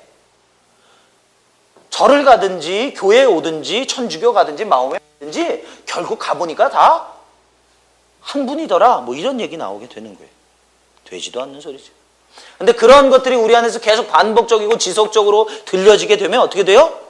습관이 우리 안에 성격을 구성한단 말이에요. 그걸 믿어지게 된단 말이에요. 그것이 내 안에 진리로 자리 잡게 되어진다는 거죠. 그래서 이러한 것들이 우리 안에 자리 잡게 되어집니다. 그래서 여기 보면 구성주의 얘기가 나오는데 이 사람도 무슨 얘기하는 거냐면 구성주의에서는 개인과 지식이라고 하는 것은 개인과 독립적으로 존재하는 게 아니고 환경과 상호작용을 통해서 개인에 의해서 구성된다. 결국 무슨 얘기하는 거예요? 상대적인 거다라는 얘기하는 거예요. 절대적인 거 없다. 뭐 이런 얘기하는 거. 그래서 어떤 여기 실존이라든지 구성주의라든지 여기서 나오는 이런 이야기들에 대해서 더 많이 여러분 좀 이해가 필요하신 분들은 진짜로 이건 네이버한테 물어보세요. 네이버나 여러분 그 인터넷 홈페이지에 한번 쳐보시면 정말 설명을 아주 잘 해놨어요. 쉽게. 그래서 그런 거 좀 찾아보시고 이렇게 모으시면 여러분 필요한 부분들 도움을 많이 얻으실 수 있을 것 같습니다. 자, 그러면 이런 것들을 기독교와 일반 심리학을 보면 지금 일반 심리학들의 내용을 보면 어떤 거냐면 성경에서 말하는 하나님은 없어요. 준거점이 없다 그랬어요. 기준이 없다. 그죠? 우리 어렸을 때 많이 했잖아요. 기준! 그러면 나를 기준으로 해서 뭔가 만들어져야 되잖아요. 근데 요즘 세상은 기준하는 사람이 아무도 없다는 거예요. 그러니까 어디 서야 될지를 모르는 거예요. 대충 서가지고 서 있는 거예요. 그죠? 그럼 대충 그럼 사람들이 그냥 쭉 줄 서는 거예요. 그죠? 요새 뭐야? 대충, 그까, 이거. 그죠? 사실은 그게 뭘 말하고 있는 거냐면 세계관을 말하고 있는 거예요. 단순히 그냥 사람들을 웃기기 위한.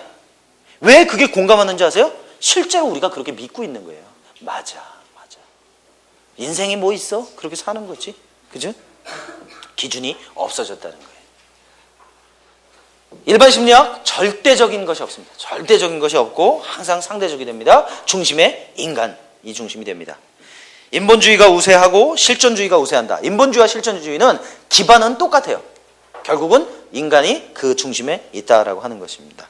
그리고 이 사람들은 이 심리학에 또 영향을 미쳤던 중요한 것 중에 하나가 뭐냐면 바로 이 진화론이라고 하는 거예요. 진화론. 그죠? 다윈의 종의 기원, 진화론. 근데 이 진화론의 특징을 보면 인간에게는 특별한 가치가 없다. 우리는 환경의 산물이다. 그죠? 가치가 없고 환경의 산물이라고 한다면 어찌 되든지 관계없어 라고 말하게 되는 거죠. 그죠? 여러분들이 9CC와 9프론티어? 예. 이거를 이제 공부하시게 되면 어떤 이해를 가지셔야 되냐면, 신문의 사설을 하나 읽어도 그 사설에 요 빈자리에 뭐가 들어있는가를 발견하실 수 있어야 돼요. 그죠? 인터넷에 있는 그 뉴스를 읽으면서 왜 이 사람이 이런 식으로 이것을 말하고 있는가 라고 하는 것에 대해서 질문해 볼 수 있어야 돼요. 그죠? 요새 그 형제 하나가 사람을 8명이나 죽였대요. 아, 세상에. 그죠? 너무너무 안타까운 거예요. 그러면서 이제 지금 분위기가 어떤 분위기로 가고 있냐면, 그 형제를 죽이게 하고 있어요. 근데 맞는 말이죠. 어떻게 사람이 사람을 죽여요? 말도 안 되는 얘기죠. 더더군다나 그것도 계획해서 여러 사람을. 그죠? 자, 그러면 지금 이제 전 뭘 보려고 하는 거냐면, 그런 상황에서 지금 이 한 사람이 얼마나 잘못됐는지, 이 사람은 평소에 컴퓨터를 즐겼고, 이 사람은 평소에 관계가 좋지 않았고, 여러 가지를 지금 계속 드러내고 있어요. 왜 그렇게 할까요? 8명의 죽음에 대해서 구조적인 책임을 지지 않으려고 하는 거예요, 군에서는. 한 사람의 세계관과 한 사람의 잘못되어진 행동이 그 사람을 죽였다라고 하는 것으로 무마하고 싶은 거예요. 그러나 그 밑바닥에는 결국 뭐가 있냐면 구조적인 문제가 있다라고 하는 거예요. 지금 단순히 8명이 죽었다라고 하는 것에 초점이 맞춰서는 안 되고, 지금 그러한 일들이 전국의 군에서 일어나고 있단 말이에요. 작게 크게. 그죠? 탈영을 하기도 하고 자살을 하기도 하고 여러 가지. 근데 그것들이 굉장히 심해졌단 말이에요. 그죠? 그랬더니 누가 이제 그런 글을 올렸더라고요. 무슨 얘기하냐면, 그 50 때는 그런 일 없었다. 그죠? 그걸 누가 얘기하는 거냐면, 그 전사모 뭐 이런 거 있다면서요? 말도 안 되는 소리죠. 그때는 드러나지 않았어요. 언론 완전히 막혀 있었고요. 실제로 그런 일이 일어나도 대부분 다 사고사로 처리됐기 때문에 드러나고 있지 않다는 거예요. 그죠? 저는 어떤 정치적인 누군가에게 옹호하거나 그러고 싶은 마음 없어요. 그러나 우리가 그러한 일을 보면서도 그 뒤에 숨겨져 있는 세계관이 어떤 것이 있는가라고 하는 것을 볼 수 있는 눈을 가져야 된다고 하는 거예요. 그죠? 영화 한 편을 보면서도 이것이 과연 무엇을 의도하는 것인가? 이 영화의 세계관에는 뭐가 있는 건가? 이 사람의 생각에는 하나님을 지금 인정하고 있는가, 인정하고 있지 않는가? 라고 하는 부분들을 발견해낼 수 있어야 됩니다. 그냥 이러면서 그냥 영화 보지 마시고 그 비하인드 스토리, 그죠? 그걸 발견할 수 있어야 된다는 거죠. 뉴스 들을 때도 마찬가지예요. 뉴스를 들으면서 왜 이 사람이 이런 식으로 지금 표현하고 전개해 나가고 있는가? 의도가 있단 말이에요. 의도. 그렇죠? 그런 것들을 발견할 수 있으면 그런 걸 볼 수 있는 눈이 생기시리라고 믿습니다. 그래서 이제 그런 영역들을 보면, 그런 영역의 그 관점들이 생기기 시작하면 내 삶에 다른 열매들이 나타날 수 있는 거죠. 자, 또 뭐라고 얘기해요? 일반 심리학에서는 모든 것은 원인과 결과가 있다. 맞는 말이지만 결정론적이진 않습니다. 많은 경우는 사실은 원인을 알 수 없는 것들도 있어요. 그죠? 이 사람이 지금 병든 것은 부모의 죄 때문입니까? 이 사람의 죄 때문입니까? 아니다. 하나님의 영광을 위해서다. 그죠? 뭐라고 말하고 있지? 않다. 그러나 대부분의 경우는 원인과 결과가 있습니다. 그죠? 왜 이제 이 원인과 결과에 관한 이야기를 하냐면, 우리가 보는 입장에서 원인과 결과라고 하는 건, 이 원인이라고 하는 건 보이지 않는 세계와 관련되어져 있다는 거예요. 이 사람들은 그런 건 관련 없어요. 눈에 보이는 것, 그것과 관련이 있는 것이다 라고 말하는 거예요. 자, 그리고 또 뭐라고 얘기해요? 우리에게는 책임이 없다. 그죠? 미국에서요, 어떤 사람들이 범죄를 했어요. 사람을 죽였어요. 근데 그 사람이 자기의 의지를 제대로 사용할 수 없는 상태, 정신병이라든지 어떤 그 굉장히 심약하든지 그런 상태에서 이런 범죄를 일으키면 무죄 판결을 받아요. 심지어는 어떤 그 마약이나 이런 것들을 질병으로 그 간주해서 그것으로 인해서 환각 상태에서 범죄하면 죄로 인정하지 않는다든지. 그죠? 결국은 뭐예요? 인간에게 책임이 없다라고 말하는 거예요. 그죠? 왜? 우리 님이 그렇게 결정되어져 있기 때문에, 아니, 마약이 날 그렇게 만든 거야 라고 말하는 거예요. 그러면 마약을 징역 30년 주세요. 뭐 이렇게 말하는 말도 안 되는 얘기를 하게 되는 거죠. 그러니까 죄에 대해서 말할 때도 이거는 질병이야. 그죠? 죄가 질병이라고 말한다면 어떻게 해야 돼요? 치료받으면 될 거 아니에요. 그죠? 그렇게 되는 거예요. 우리는 죄의 싹은 사망이야, 지옥이야 하지만 아니야. 그건 우리가 조금 오버하는 거야. 죄는 사실 질병이야. 치료될 수 있어 라고 말하고 있는 것이죠. 그죠? 그래서 어떤 잘못에 대한 책임을 지게 하는 것이 아니라 재활하게 하는 거예요. 리해빌리테이션 하는 거예요. 그래서 지금 네가 잘 그거 못하고 있지? 그래, 이거 너 잘 연습하면 일어설 수 있어. 그럴 수 없어요. 왜? 우리는 완전히 전적으로 타락한 존재이기 때문에 그렇다. 자, 이것이 일반 심리학의 모습들이라고 한다면 기독교의 모습은 뭐냐? 모든 것은 하나님으로부터 시작합니다. 태초에 하나님이. 위대한 선포 아니에요? 태초에 하나님이. 그죠? 태초에 석가모니가. 태초에 마호메트가. 그죠? 태초에 공자가. 이랬으면 이건 딴 얘기가 되는데 태초에 하나님이. 그렇다면 우리의 삶의 모든 밑바닥에는, 기반에는 하나님이 계신다. 하나님이 우리의 기준이 되신다. 그죠? 그 하나님이 계시기 때문에 하나님이 창조하신 인간, 하나님의 형상으로 만들어진 인간은 의미가 있다. 그죠? 존재의 이유가 있다. 삶의 목적이 있다. 그죠? 하나님이 만드신 그 인간은 어때요? 말로 다 할 수 없는 가치가 있다. 얼마나 가치 있다? 하나님이 직접 죽을 정도로 가치가 있다. 그죠? 우리는 그 정도 가치가 있는 사람들이다. 구속을 통해서 인간은 더 위대한 가치를 지니게 된다. 그죠? 예수 그리스도와 연합함으로 인해서. 그죠? 하나님은 주권자십니다. 하나님은 인간에게 자유의지를 주셨어요. 인간은 자신의 선택과 행동에 대한 전적인 책임이 있다. 그죠? 하나님이 위대하심은 뭐가 위대하심이라고 그랬죠? 저는 인간이 자유의지가 있다. 인간의 자유의지가 없다면 그것은 로봇에 불과하다. 그죠? 근데 하나님이 사람을 로봇으로 만드시지 않았어요. 왜? 하나님도 자유의지가 있는 분이시기 때문에 의지가 없다면 인간의 삶은 죄수와 같은 삶이에요. 그죠? 그런데 인간에게 의지를 주셔서 자유롭게 선택할 수 있게 하셨다. 사랑이 사랑되려면 어떻게 해야 된다 그랬죠? 소리 질러서는 안 되고 어떻게 해야 사랑이 사랑될 수 있냐면 자유롭게 선택할 수 있어야 사랑이 사랑될 수 있다. 하나님은 인간과 사랑하기 원하셨기 때문에 의지를 주신 거예요. 왜? 네가 나를 사랑하는 걸 스스로 사랑하면 좋겠어. 그죠? 사실은 저는 제 아이들이 의지를 가지고 있으면서도 나도 모르게 자꾸 내가 원하는 대로 만들고 싶어요. 그죠? 내가 원하는 대로 아이들이 빚어졌으면 좋겠어요. 그러면 어떻게 되느냐면 자연스럽게, 발음이 왜 이러지? 자연스럽게 제가 제 아이들에게 압력을 행사하게 됩니다. 내가 원하는 방향으로 아이들을 이끌어가게 하고 싶어 해요. 근데 이상한 건 나도 그렇게 하지 않으면서 내 아이들에게 그걸 요구하고 있다라고 하는 거예요. 그죠? 그 얘기는 뭐예요? 사랑이 아닌 것이. 그죠? 사랑은 자유롭게 선택할 수 있게 해야 됩니다. 누구야? 누가복음 15장에 나오는 그 아버지. 그죠? 자기 재산의 3분의 1을 아들에게 나눠주는 아버지. 그것이 잘못된 길인 줄 뻔히 알면서도. 그죠?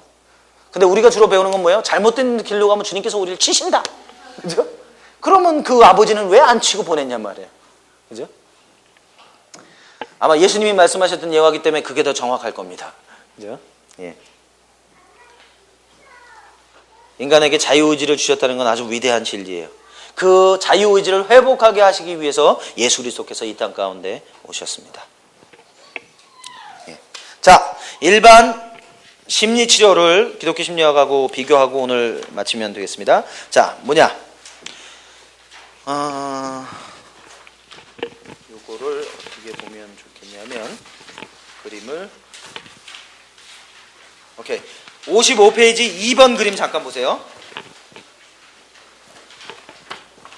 55페이지 2번에 그리시면, 이번에 보시면 기독교 상담이라고 하는 게 뭐냐? 어제 이제 그 말씀 나누고 집에 가기 전에 장로님이 맨 끝에 이제 멘토를 해주신 내용 중에 아주 중요한 얘기가 있어요. 전체적인 큰 그림을 봐야 돼. 그죠? 이게 내용이 너무너무 많은 내용이에요. 그죠? 사실은 어제 했던 내용이 제가 이번 주에 한 주간 강의할 수 있는 내용. 그죠? 아버지 얘기하면서 며칠씩 하잖아요. 근데 이번에 보려고 하는 건 큰 그림이 뭐냐. 그죠? 그래서 빨리빨리 지나가는 내용일 수 있어요. 근데 어떤 특정한 부분에 여러분이 관심이 있으시다면 그 영역을 파세요. 그죠? 어떤 영역에 대해서 여러분 질문이 생기세요? 그 영역에 대해서 연구하세요. 제가 공부할 때 그런 일이 있었죠. 제가 질문했어요. 강사한테. 제가 그분에 대해서 좀 이해를 하고 싶은데요. 제가 여러분 셀프 자아라고 하는 거 있잖아요. 제가 이것에 관한 질문을 좀 했어요. 혼과 자아와 그런 게 뭐냐? 그죠?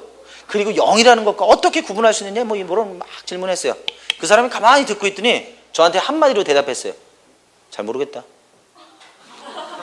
마음 상하네요. 근데 그게 해답이었어요. 그분이 뭐라고 얘기했냐면 나 잘 모르겠는데 네가 그거 해보면 좋겠다. 근데 그게 계시였죠? 그래? 그 말 맞네. 사실 난 좀 쉽게 얻어보려고 그랬는데 그 사람은 그렇게 얘기했고 저는 그때부터 그것에 대해서 연구하기 시작했어요. 그래서 이해를 갖게 된 거죠. 마찬가지. 여러분들도 이 부분에 대해서 내가 좀 이해가 안 돼. 그리고 난 이 부분에 대해서 좀 강력하게 알고 싶어. 그러면 9프론티어의 9cc의 영역 중에 여러분들은 그 영역에 부르심이 있을 수 있어요. 그죠?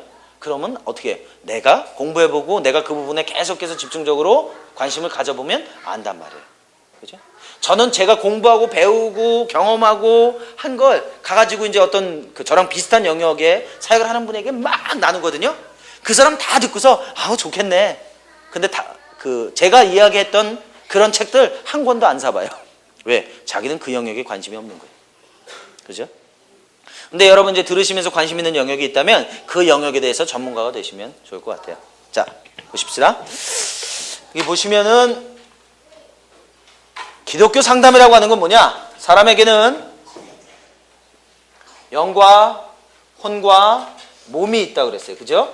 이 영과 혼과 몸이 그리스도 예수의 날까지 흠없이 보존되어지는 것, 그게 기독교적인 상담인데 성경적인 상담을 할 때는 말씀이라고 하는 기반에 몇 가지 영역이 추가되어질 필요가 있다. 그죠? 그 영역 중에 제일 처음에 하나 통찰이라고 하는 영역이 있어요. 다시 이제 앞으로 돌아가 보시면 47페이지로 돌아가시면 통찰이라고 하는 것, 보통 통찰이라고 하는 걸 말할 때는 정신역동이다, 사이코다이내믹이다, 그런 얘기합니다. 자, 그러면 이 정신역동이 주로 하는 거는 뭐냐면 우리의 문제는 우리의 과거에 있어. 나랑 우리 부모님하고의 관계에 내 삶의 문제가 비롯되는 거야. 그리고 내 안에 있는 그 성충동, 성적인 반응, 그것이 내 삶에 영향을 미치는 거야 라고 하는 것이 통찰, 사이코다이내믹, 프로이드라고 하는 사람에 의해서 시작되어졌던 부분들이죠. 주로 무의식적인 아동기에 해결되어지지 않은 갈등들, 그것이 지금 내 삶의 문제를 일으키는 거야 라고 말하는 것, 그것이 바로 이 통찰이라고 하는 거예요. 그죠? 자, 그 다음에는 이제 여기 보시면 47페이지, 48페이지에 보시면 이 통찰이라고 하는 프로이드라든지 융이라든지 아들러, 에릭 프롬 이런 사람들이 이제 여러 가지 다른 이름과 다른 모양을 가지고 접근을 했어요. 그러나 본질은 똑같아요. 결국은 과거를 다룬다라고 하는 것이에요. 지금은 이제 이 과거를 다루는 것에 있어서 몇 가지 이제 오류가 발생되어진 것 중에 성충동이라든지 이드나 무슨 자아, 초자 이런 것이 오해가 있다고 생각되어지는 부분들이 있을 때 지금 여러 사람들 대상관계 이론이라든지 자아심리학이라든지 자기심리학이라든지 이런 여러 가지 형태로 잔가지를 쳤어요.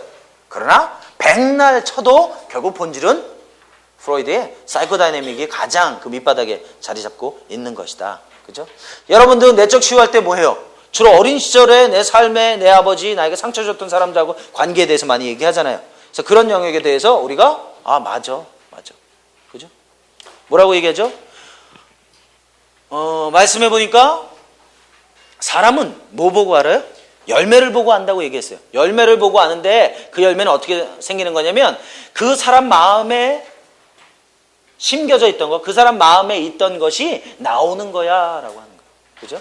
어떻게 그 사람 마음에 심기게 되느냐? 내 삶 가운데 경험들을 통해서 내 마음에 자리 잡게 되어진다라고 하는 거죠. 자, 그러면 그 다음에는 뭐냐면 통찰이라고 하는 것 다음에는 경험주의가 있어요. 경험주의라고 하는 것은 여기는 지금 인지행동부터 나왔죠? 오케이, 그럼 인지행동부터 갑시다. 자, 통찰은 과거라고 그랬어요. 근데 여기서는요, 여러분 그 통찰, 사이코다이내믹 심리 치료하는 사람들은 어떻게 하냐면요, 가면 의자가 긴 게 있어요. 거기에 이렇게 비스듬히 누워요. 비스듬히 누워가지고 자기 어린 시절, 자기 엄마 아빠 관계 뭐 이런 걸 계속 얘기합니다. 계속 얘기하면서 자기 지금 현재 문제하고 관련 점들을 계속 찾아내요. 그리고 끝이에요. 통찰이라는 표현 자체가 그런 거예요. 그게 지금 옛날 그 관계가 지금 나한테 이런 열매를 가져왔구나. 그러면 치유됐다고 말하는 거예요. 그죠? 근데 그걸 보니까 그래, 좋아. 알았어? 알았다. 그게 어떻게 되는 거야?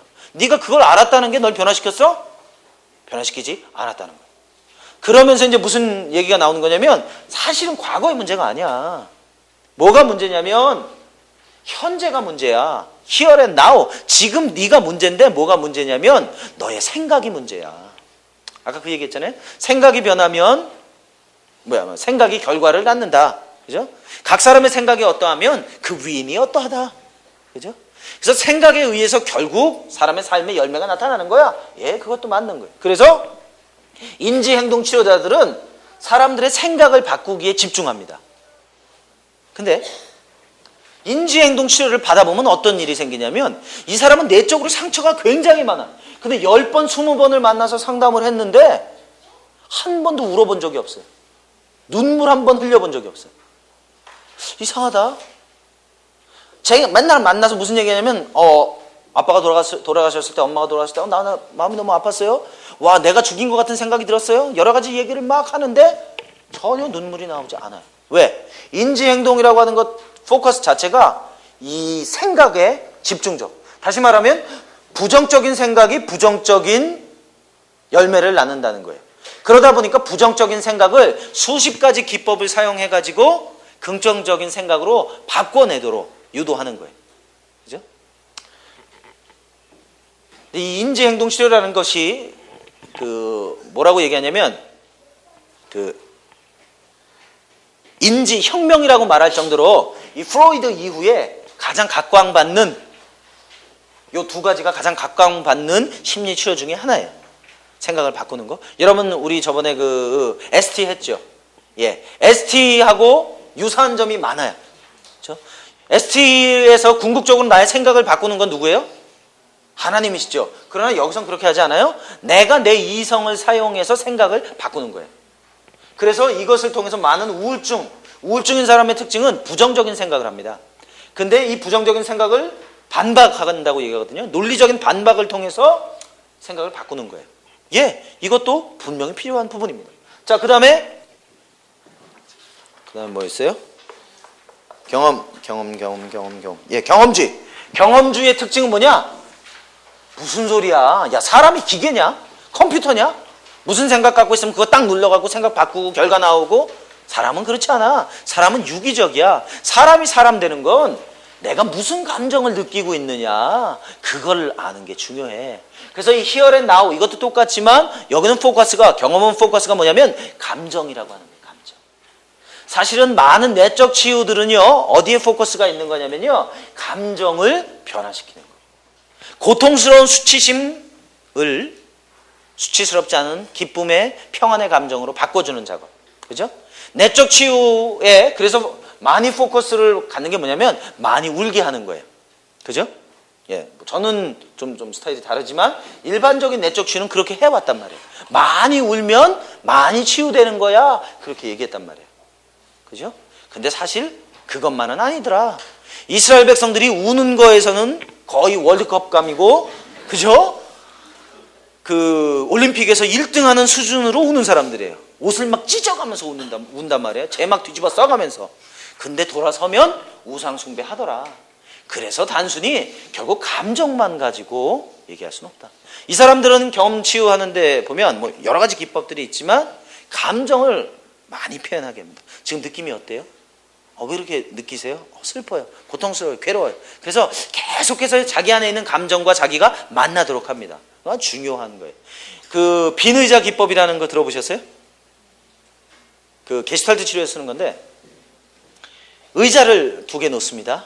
의자를 2개 놓고 그 의자가 자기 아버지가 거기 앉아있다고 생각하거나 그러면서 자기가 아버지에게 말한다든지 또는 그것을 자기 자신이라고 생각하고 자기 자신에게 말한다든지 그런 걸 통해서 자기 안에 있는 것들을 막 끄집어내게 하는 거예요. 그런 작업일 수 있어요. 자, 이것이 이제 또 그 가족 치료에서는 어떤 형태로 나타나냐면 가족 관계를 설명할 때 그 여러분 이제 우리 한 3권쯤 배울 때 한번 해보면 재밌을 것 같아요. 어떻게 하냐면 의자를 놓습니다. 가족 식구만큼 의자를 놔요. 내가 앉아있고 그리고 놓고 싶은 대로 엄마, 아빠, 동생들 해가지고 의자를 한번 놔봐. 근데 희한하게도 그 의자를 놓는데 자기가 부모하고 또는 형제들하고 갖는 관계를 그대로 의자에 표출하더라는 거예요. 아빠를 이쪽에다 두고 동생을 저쪽에다 두고 여러 가지 형태. 자기도 모르게 자기 안에 있는 것들이 자연스럽게 드러나더라는 거예요. 똑같이 의자가 있는데 아빠 의자는 이렇게 돌려놓는다든지 그런 것들이 이제 경험에서 쓰는 그런 방법들이라고 볼 수 있겠습니다. 그래서 감정을 중요하게 여기는 것입니다. 자, 그리고 여기와 더불어서 또한 의약이 있어요. 의약품, 메디케이션. 의사들이 사용하는 방법이죠. 문제가 있다. 너 우울증이구나. 그래? 그럼 넌 리튬을 좀 써야 되겠다.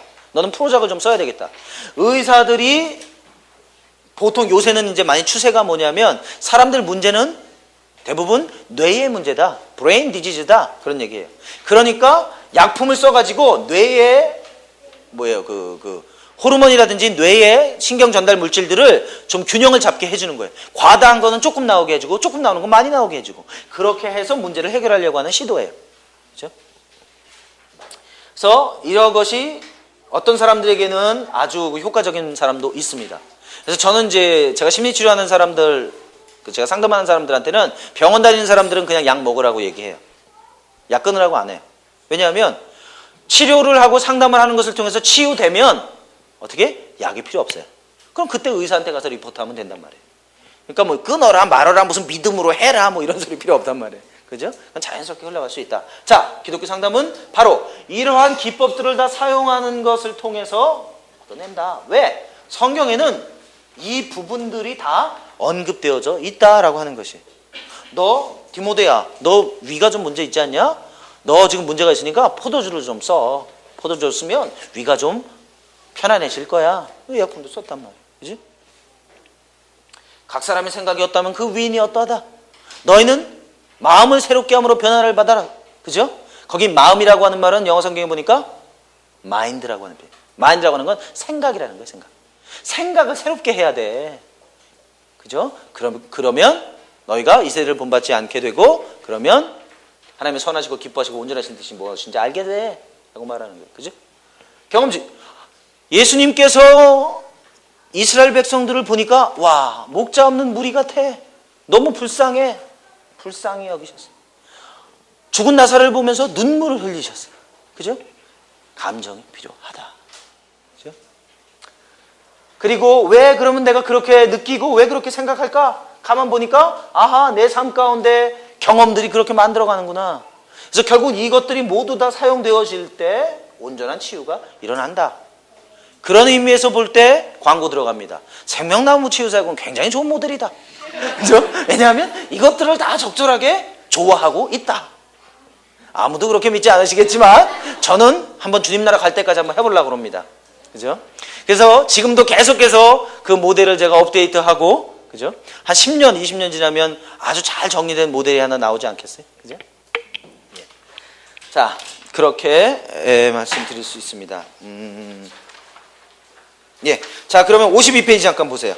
여기 이제 51페이지 보시면 NLP라든지 프라이멀 치료라든지 이런 얘기 나오는데 이것들은 이제 이러한 요 네 가지의 방법들이 변형되어진 방법이라고 볼 수 있습니다. 자, 기독교 접근과의 관계. 여기 쭉 정리되어 있죠. 통찰이라고 하는 건 뭐냐? 과거를 다룬다. 주로 관계는 의사와 환자다. 제가 그 어떤 의사하고 한번 얘기할 기회가 있었는데 병원에서 주로 뭐 많이 쓰세요? 그랬더니 그분이 하는 얘기가 우리는 프로이드식의 통찰, 사이코다이내믹하고요 인지행동실을 제일 많이 써요. 그런 얘기 하더라고요. 그죠? 그래서 그런 부분들. 생각에 초점을 맞추고 현재를 다룬다. 인지행동치료는 그렇다. 그죠? 상담관계는 교사와 학생이다. 왜냐하면 인지행동치료는 굉장히 지시적이에요. 비지시적이지 아니고 지시적이에요. 너 그거 잘못된 생각이야. 이 생각으로 바꿔야 돼. 라고 말하는 거예요. 그죠? 경험주의. 현재의 감정에 초점을 맞춘다. 상담관계는 동료와 동료다. 감정이라고 하는 거.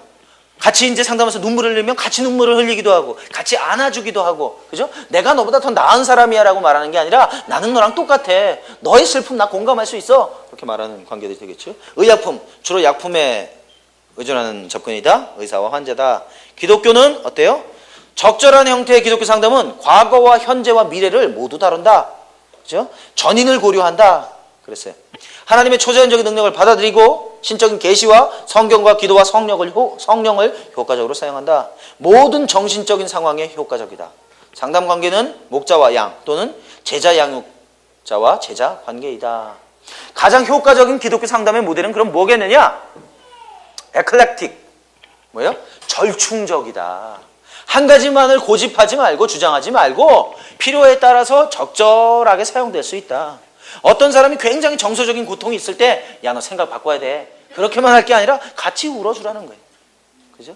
어떤 사람은 계속 되지도 않는 네거티브 thought을 갖고 있단 말이에요. 부정적인 생각을 가지고 있단 말이에요. 그럼 그 생각을 하나님의 진리의 말씀으로 변화되어질 수 있도록 도와줘라. 그래서 상황과 형편에 따라서 적절하게 조화를 이루는 것이 필요하다. 여기 뭐 심리치료의 단점, 이건 뭐 한번 나중에 읽어보시면, 가만있어 봐. 요거 잠깐 하고 가도 되겠죠? 어제도 뭐 이렇게 어라운드에서 끝났기 때문에. 자, 여기 보니까 다 한 얘기들인데요. 통찰만으로는 변화가 일어나지 않는 경우가 종종 있다. 왜 우리가 그런 식으로 행동하는지, 왜 그렇게 해서는 안 되는지 그 이유를 결코 다 알 수 없다. 그죠? 통찰지향 상담의 가치라고 한다면 내담자로 하여금 그들이 어디서 왔는지 어느 정도 이해하도록 도와주고 과거의 전철, 세대적인 속박을 되풀이하지 않고 적개심과 쓴뿌리를 파악하고 미해결된 죄책감을 해결하는 것이다. 그랬어요. 인지행동. 사람들은 컴퓨터가 아니다. 그러므로 사람들의 감정은 고려되어야 한다. 이 모델을 사용할 경우 상담이 지나치게 지시적이기 쉽다. 사람들은요, 그 의지가 많이 상처받는데 의지가 상처받는 게 뭐예요? 내가 원하지 않는 걸 누군가가 억지로 시키는 거예요. 그죠? 근데 이런 사람들이 인지행동 치료하면 좀 어렵죠. 사실 그것 때문에 나는 지금 상처를 받는데 계속 지시적이란 말이에요. 너 이렇게 해! 하면 치유 없어. 그러면 이미 그것 자체가 자기에게 어려움을 줄 수 있는 상황이 될 수 있다. 경험주의. 인간은 기본적으로 전적으로 선량한 존재가 아니며 타락한 속성으로 인해 우리는 쉽게 진리에서 멀어진다. 감정은 중요하기는 하지만 의지할 만한 것은 아니다. 감정을 지나치게 강조하다 보면 불균형이 생긴다. 경험주의자들은 굉장히 감정을 강조하는데요. 이 감정이라고 하는 것을 어떻게 받아들이냐면 감정을 진리하고 동일시하게 받아들여요. 그죠? 근데 감정이라고 하는 것도 이미 우리 안에 왜곡된 사고로부터 감정이라고 하는 것들이 나오게 되어지기 때문에 그 모든 감정을 어떤 그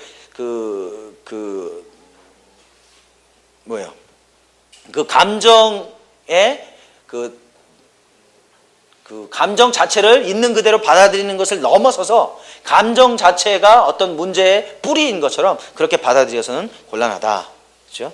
자, 그 다음에 의학이라고 하는 것. 미국에서 이제 이 의학을 가지고 이제 얘기가 되어진 것 중에 하나가 뭐냐면 의학이 필요하다는 걸 인정했어요. 그래서 미국 병원에서 정신병원에서 어떤 조사를 했냐면 반으로 나눴어요, 환자를. 반으로 나눠가지고 한쪽은 심리치료를 하고 한쪽은 약을 먹었어요. 그리고 또 한쪽은 기도하는 그룹이 있었고 한쪽은 약을 먹는 그룹이 있었어요. 근데 그 모든 테스트에서 가장 효과가 없었던 건 뭐예요? 의약품, 약을 먹는 것이었다라고 얘기합니다. 그렇죠? 그래서 이 약이라고 하는 것이 언제나 절대적인 수단으로 사용되어지는 것보다는 도리어 좀 2차적인 수단으로 사용되어질 수 있는 것이 좋습니다. 왜 그러냐면 이 의학이 뇌에 관한 부분을 다룬다고 했는데 우리가 이 뇌라고 하는 것이 어떤 구조와 형태를 가지고 있고 어떻게 기능하는가라고 하는 것에 대해서 명확한 이해가 없다라고 하는 거예요. 거의 6개월에 한 번씩 뇌에 대한 이론이 바뀐답니다. 그럴 정도로 뇌라고 하는 것은 굉장히 신비하고 잘 알려지지 않은 분야이기 때문에 아마 그런 게 아닌가라고 하는 생각이 듭니다. 예. 자, 기독교 말씀드린 것처럼 절충주의를 선택합니다. 상황과 형편에 따라서 통찰과 인지행동과 감정과 의학 이런 것들을 사용하게 됩니다. 그것은 어떻게? 성령의 인도하심과 하나님께서 우리 가운데 말씀하시는 것을 따라서 할 수 있다. 그렇죠? 그래서 이것들은 적절하게 조화되어져야 될 필요가 있다. 그렇죠? 예. 기독교 상담의 정의, 이건 앞에서 다 말한 부분들입니다. 기독교 상담이라고 하는 건 뭐냐? 하나님의 말씀에 따른 상담이 기독교 상담이다. 그렇죠? 그리고 영혼, 몸의 전인을 다루는 작업이다.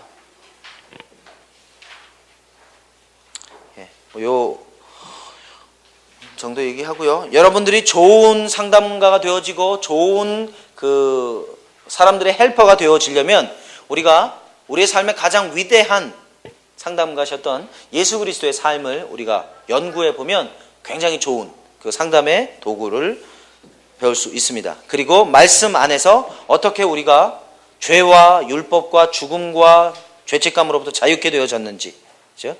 로마서 5장부터 8장 뭐 이런 내용들 쭉 보면 배울 수 있다.